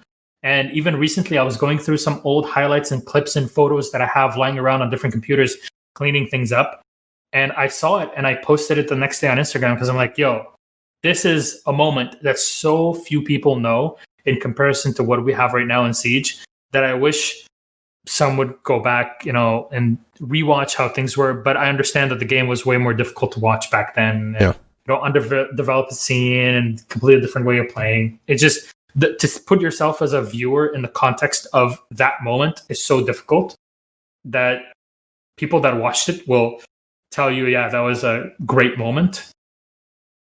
But it's like old moments in Counter-Strike, they stay iconic for forever, but you can't put yourself back into that moment and relive it the same way, especially if you've never seen it before. Yeah. I remember sitting there watching that round, and I was so fucking pissed off because, like, at the time too, right? I wasn't playing. I was there on the desk, but anyways, I was watching that, and I was so fucking pissed off because, like, I had watched all like Penta's matches before that, stuff like that. Bro, I'm not kidding. When I tell you every single round that Penta played laundry defense, Pengu would push up those fucking stairs, and I was so pissed off that Fiant didn't have a guy sitting in armory looking down through the floor to hold that, because he would do it every round. And then I'm like watching the outline. I'm like, here he goes again. And then he starts to get kills. I'm like, he's gonna get away with it. There's no way this fucking guy's gonna get away with it, man. Like, bro, I'm telling you, if I was playing that round against him, you would have heard, my teammates would have heard me the whole time. Is someone holding laundry? Is someone holding laundry? He's gonna push up the stairs. Is someone fucking holding it? Like, I would have kept going. Oh my god, I was so triggered. Anyways, it happened though. It was a crazy moment. But yeah. Meanwhile, I was in the crowd like ripping my hair out for fun. It's like, we didn't make it for this shit. We could have been here winning. I will say no. I don't want to say we would have been there winning. Like, at the time, we were not very good. I think we had a horrible season that season. But I was frustrated watching like that specific moment because that was like a prep thing that easily could have been avoided. Font was like definitely a better team than us. No discrediting them there. But that Font always did well on LAN. Yeah, that's how they were. Yeah. These players played together since 2014, even a bit before that online, 2013, even with Battlefield 3. I went through these players and casted with them and met them years before they came to Rainbow Six, and they were always so good together. All right, I have a question for you. Go ahead. And I'm going to hate the answer. I just want to put that out there. Comes from Faulty Expert, says, how important do you feel pronunciation of foreign language words and names during a cast is? Okay, can I break this down without you starting again for the multiple times we've had this? As I'm sure many people, especially North Americans, will complain about it. Because I've had a lot of the complaints and I've seen a lot of the shit. You know what? I've learned to not care about it anymore. So, first of all, it's a very... I have to take you back before everything's answered. When one person asked about Lebanon, the biggest thing that I learned living in Lebanon is that you will not be able to thrive here unless you play by the shitty rules that people have made for themselves. So, the only way to do something about that is to go outside of Lebanon. To go outside of Lebanon, you go to North America, to Europe or wherever, or to Australia. A lot of people go there, or to Africa. And you do your shit there. I wanted to go to Europe. So to go to Europe, you need to learn languages. I was very fortunate that I'd already learned that. So for me, learning languages and pronouncing things in a certain way has been ingrained with me literally since the day I was born. It is a survival method for me. It's a very philosophical thing. But I've learned my 3 languages that I speak every day, literally the first day I was born. That's it. And part of me also understands if someone turns and pronounces something correctly in Arabic for me, even when they don't speak. I had this like 2 weeks ago with a Polish guy that was taking up our stuff from the truck up to the 4th floor, helping us with the move. And he said, "Shukran ya akhi," which means thanks, brother, in Arabic. And he pronounced it in such a beautiful way that for me, I was shivering in that moment because I'm like, holy shit, that is so amazing of him to do that. And I imagine for myself, if someone that speaks Portuguese or and a bit of English that is watching the English broadcast and hears his favorite player's name pronounced correctly, or a French person who hears that their French operators said in a certain way, or Polish or whatever, done and said in a certain way, that it will give them a certain amount of happiness and tie them into competitive Rainbow Six and to the game in general to a way that they wouldn't have had usually. I feel that tiny, immensely tiny bit of effort that I have to put in for it is more than enough to have people on the other side watching it be happy that they're hearing something from a foreigner as a sign of respect for them and their culture and their heritage and their language. That is my reasoning for it. Some people disagree with it. Some people say, yeah, but the broadcast is done in a certain way, whatever. From my point of view, as someone who has had to learn all of this to literally survive in the world and thrive in Europe, and knowing how Europe is and how integrated it is with the languages and respecting people's cultures and all of that, I feel that this is something that will mean even more to me than it did even when I was back in Lebanon and moving to Europe. So that's why I do it. It's out of my reasoning as respect, because I have lived through it and I understand what it's like to have that bit of empathy thrown towards you, even as someone trying to pronounce something correctly. That is my reasoning. Again, some people may disagree, but the tiny bit of effort that it takes from me is more than good on my point of view. Thanks, I hate it. I know you do. And you know what? I respect that, Parker. And I completely respect that. I love reason. I love the reason. Me too. I love the reason, like genuinely. But if I have to hear you... Guzmot. Zofia. It's the Kaid. Qaed. It's literally my own language. Mira. It's Mira. Mira. Oh. And you know what? You say that, but in Arabic, we pronounce the R in that way. So for me, saying Mira is actually way easier. My cousin's name, for example, is Mirna, and we say her name Mirna, just like that. That's how we say our R. So it would be counterintuitive for me to try and pronounce it in any other way. This is, I know you, Mr. Soy Boy, you're used to speaking only one language your whole life. And I know how difficult that must be. But still, when you have to learn it to survive, excusez-moi. Look at that core. But honestly, that is something I respect. And even more, that my girlfriend is someone who majored in cultural studies and cultural science, and is someone who can speak 5 languages on her own. So for me to be in the same room as her always has to do with us respecting our differences. And because I work with so many people from other places in the world, so many places in the world, and you know that we work with people from all around the world, me showing that tiny bit of respect out of knowing a bit of their language, a bit of their culture, a bit of their history is something that a lot of people hold very near and dear to them. I'll be honest with you, I've lived enough on the internet to enjoy the amount of respect that a Middle Easterner would get every now and then, because let's be honest, there's not much of it when you start digging around, unfortunately. And I had to go through the insults phase for so many years until today, where now at Invitational, I can get on the stage, and part of my garb on the show is royal Jordanian colors given to me by a Jordanian content creator, Jaeger himself, by the way, for people that might not know, gave me this as a gift. And so for me to be able to wear those colors as part of his heritage and our heritage also as Arabs and not be ashamed of it is something great. And this kind of ties into the whole style. Same thing goes for Japan. Some people may say, okay, cringy, over the top, overdoing it. What are you talking about? Japan was great. Say the word. Look. Say the word. Literally for the next 6 months. Hajime. And you know what? Every time Parker would see me, he would just look at me. He would be on his phone. He would look at me and just scream loudly, Hajime, and then would go back on his phone. And I'm like, Hajime. And you know what? This for me is also part of my childhood. My entire childhood, I spent 10 years doing Kyokushin Kaikan karate.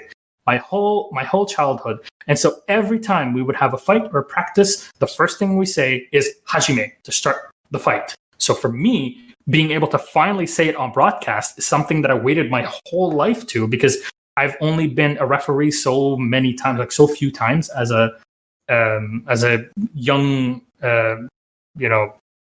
karate player, that, it was great to finally put it out there. All right. Well, Mr. Canadian, let's do last question then. Last question? All right. Over the years, what do you believe to be the biggest improvement you have made? My pacing, the way that I show myself to the public. And the biggest part of it is me not being afraid of being who I am. Because on broadcast, I was shamed many times. I mean, obviously, I'm still a bit overweight, but back in the day, I've lost like 25% of my weight since I started back in Siege. It was a big part of people shaming me in chat and social media. I got it constantly. So I learned to understand and be comfortable in my own skin, whilst knowing that there are things that I don't like and I want to work on. Just because there are things I don't like and I want to work on doesn't mean that I need to hate myself and fall into the trap that some people might be baiting me into in that time. And I think within our whole time on this planet, either just people or players, talent or whatever, we're always trying to find ourselves. And I think the first step of it is acknowledging who you are and what you do, and not trying to force your identity into being I am a carbon copy of this person. No, I am myself. I do my own thing. That's just being comfortable in your own skin. All right, well, that was a fast one, so I'm going to ask another one. Milosh, will we ever see you cast again? Not anytime soon. I'm sorry to say, because when I took on the host position full time, my responsibilities grew in other departments. So not only do I host, but especially when we're our studio and even from home, there are some creative direction things that happen within the EU show and APAC show, specifically the EU League show, that will bleed into other stuff that we do at EMEA. And basically part of my job will be to sit with production for example, for a commentator, a rehearsal day is 2-3 hours, right? And even then it's immensely overblown, right? You talked about this earlier. But for me as host and in my current position, when I was in Paris for the APAC major, I spent 12-hour days at the studio.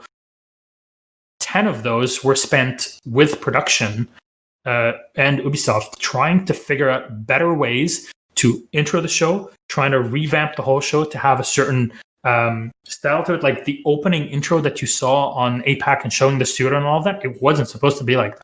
But I'm thankful enough to work with a production team and with a team at EMEA here in Paris that is so open to suggestions that you would sit with them and say, okay, we don't like this. We would rather do it this way.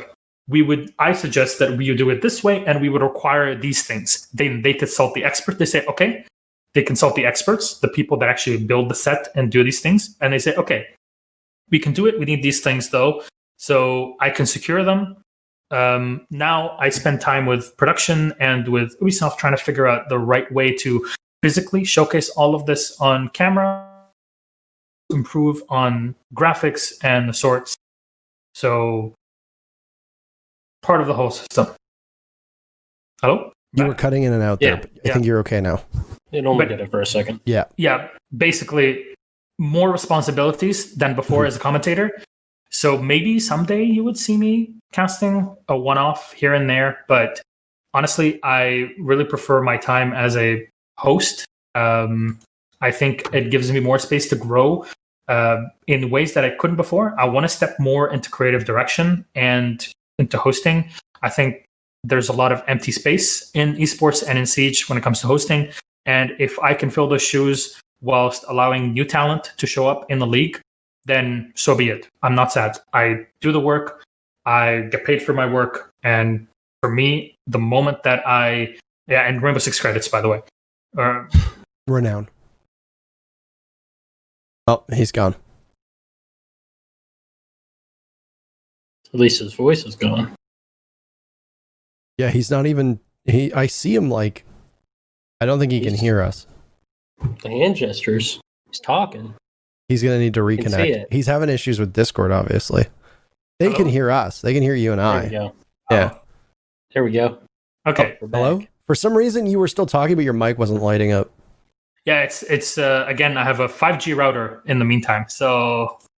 Well, as much as it sucks, that actually lands us perfectly on time. Mm-hmm. So, with that said, one of my favorite people to bring on this show, one of my favorite people in the community. We have been apart for too long, so I'm hoping that events come back so that we can change Wear your that. goddamn mask, man. It's not that difficult. Wash your hands. You do, but I wear a mask whenever I leave the house. Yeah. Always. I mean, it would be weird if you wore it around house. There's a certain point. Yeah, I try to. You can't smooch. You can't smooch your homies goodnight in the masks, dude. You know. I mean, I think dropping your pants does the work as well. But oh boy. Well,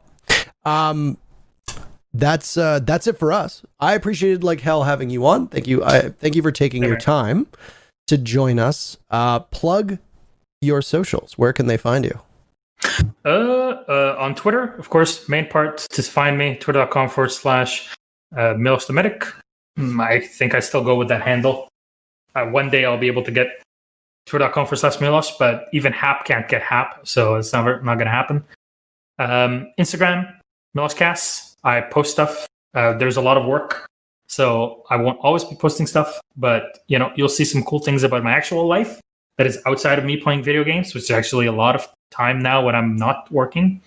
And on Twitch, twitch.tv/Milosh the Medic. I stream whenever I'm not working, which is difficult currently. Yeah. But I try to do some stuff back with VOD reviews at some point. For people that don't know, like I used to do a lot of this. It's just there's so many responsibilities as an adult. Apparently, I wasn't told about this when I signed on to this, but I'm told that there's a lot of things that I need to take seriously. And I can't play video games for 12 hours every day. So unfortunately, I want those days back. But I kind of don't at the same time. So there it is. Yeah, I like being an adult. It's cool.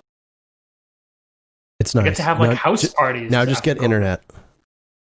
Yeah, give it like a week to 10, just under 10 days. I think, dude, I would die. I can play, I can do things, but the problem is, they like tomorrow. I think we're gonna plug in the router that arrived from the ISP here, and then they're gonna try to link everything and do it remotely. And maybe tomorrow I'll have internet here correctly, which would be great because right now it actually hinders my ability to work for every show, which isn't great. Well, you do a great job no matter what. And I've enjoyed watching EUL, though we don't work together any longer. I am excited for when everything comes back and we will be working together yet again. So with that said, Milosh the Medic, Milosh the Mercy, Milosh the Maestro, thank you very much for joining us. It was a great show. As always, your insight and the candor and humor that you bring is something that elevates every broadcast you're a part of, and it certainly did with this show as well. So thank you very much for taking time out of your day. I know it's after midnight there now, and good luck with the EUL broadcast tomorrow. As for everybody else that's watching this show, thank you for hanging out yet again. We'll be back next week, barring some unforeseen circumstances that could always loom. Who knows what's going on in the world? Till then, watch the EUL and APAC broadcasts on Mondays, Tuesdays, Wednesdays, and Thursdays, as well as the EUCL broadcast now on Fridays. NAL is back tomorrow with US Division. Other than that, thanks for the likes, thanks for the follows, thanks for the subs, all that stuff. It's greatly appreciated. It really helps us out. Take care of yourselves. Thanks for tuning in. As always, enjoy the rest of your day and night. See ya.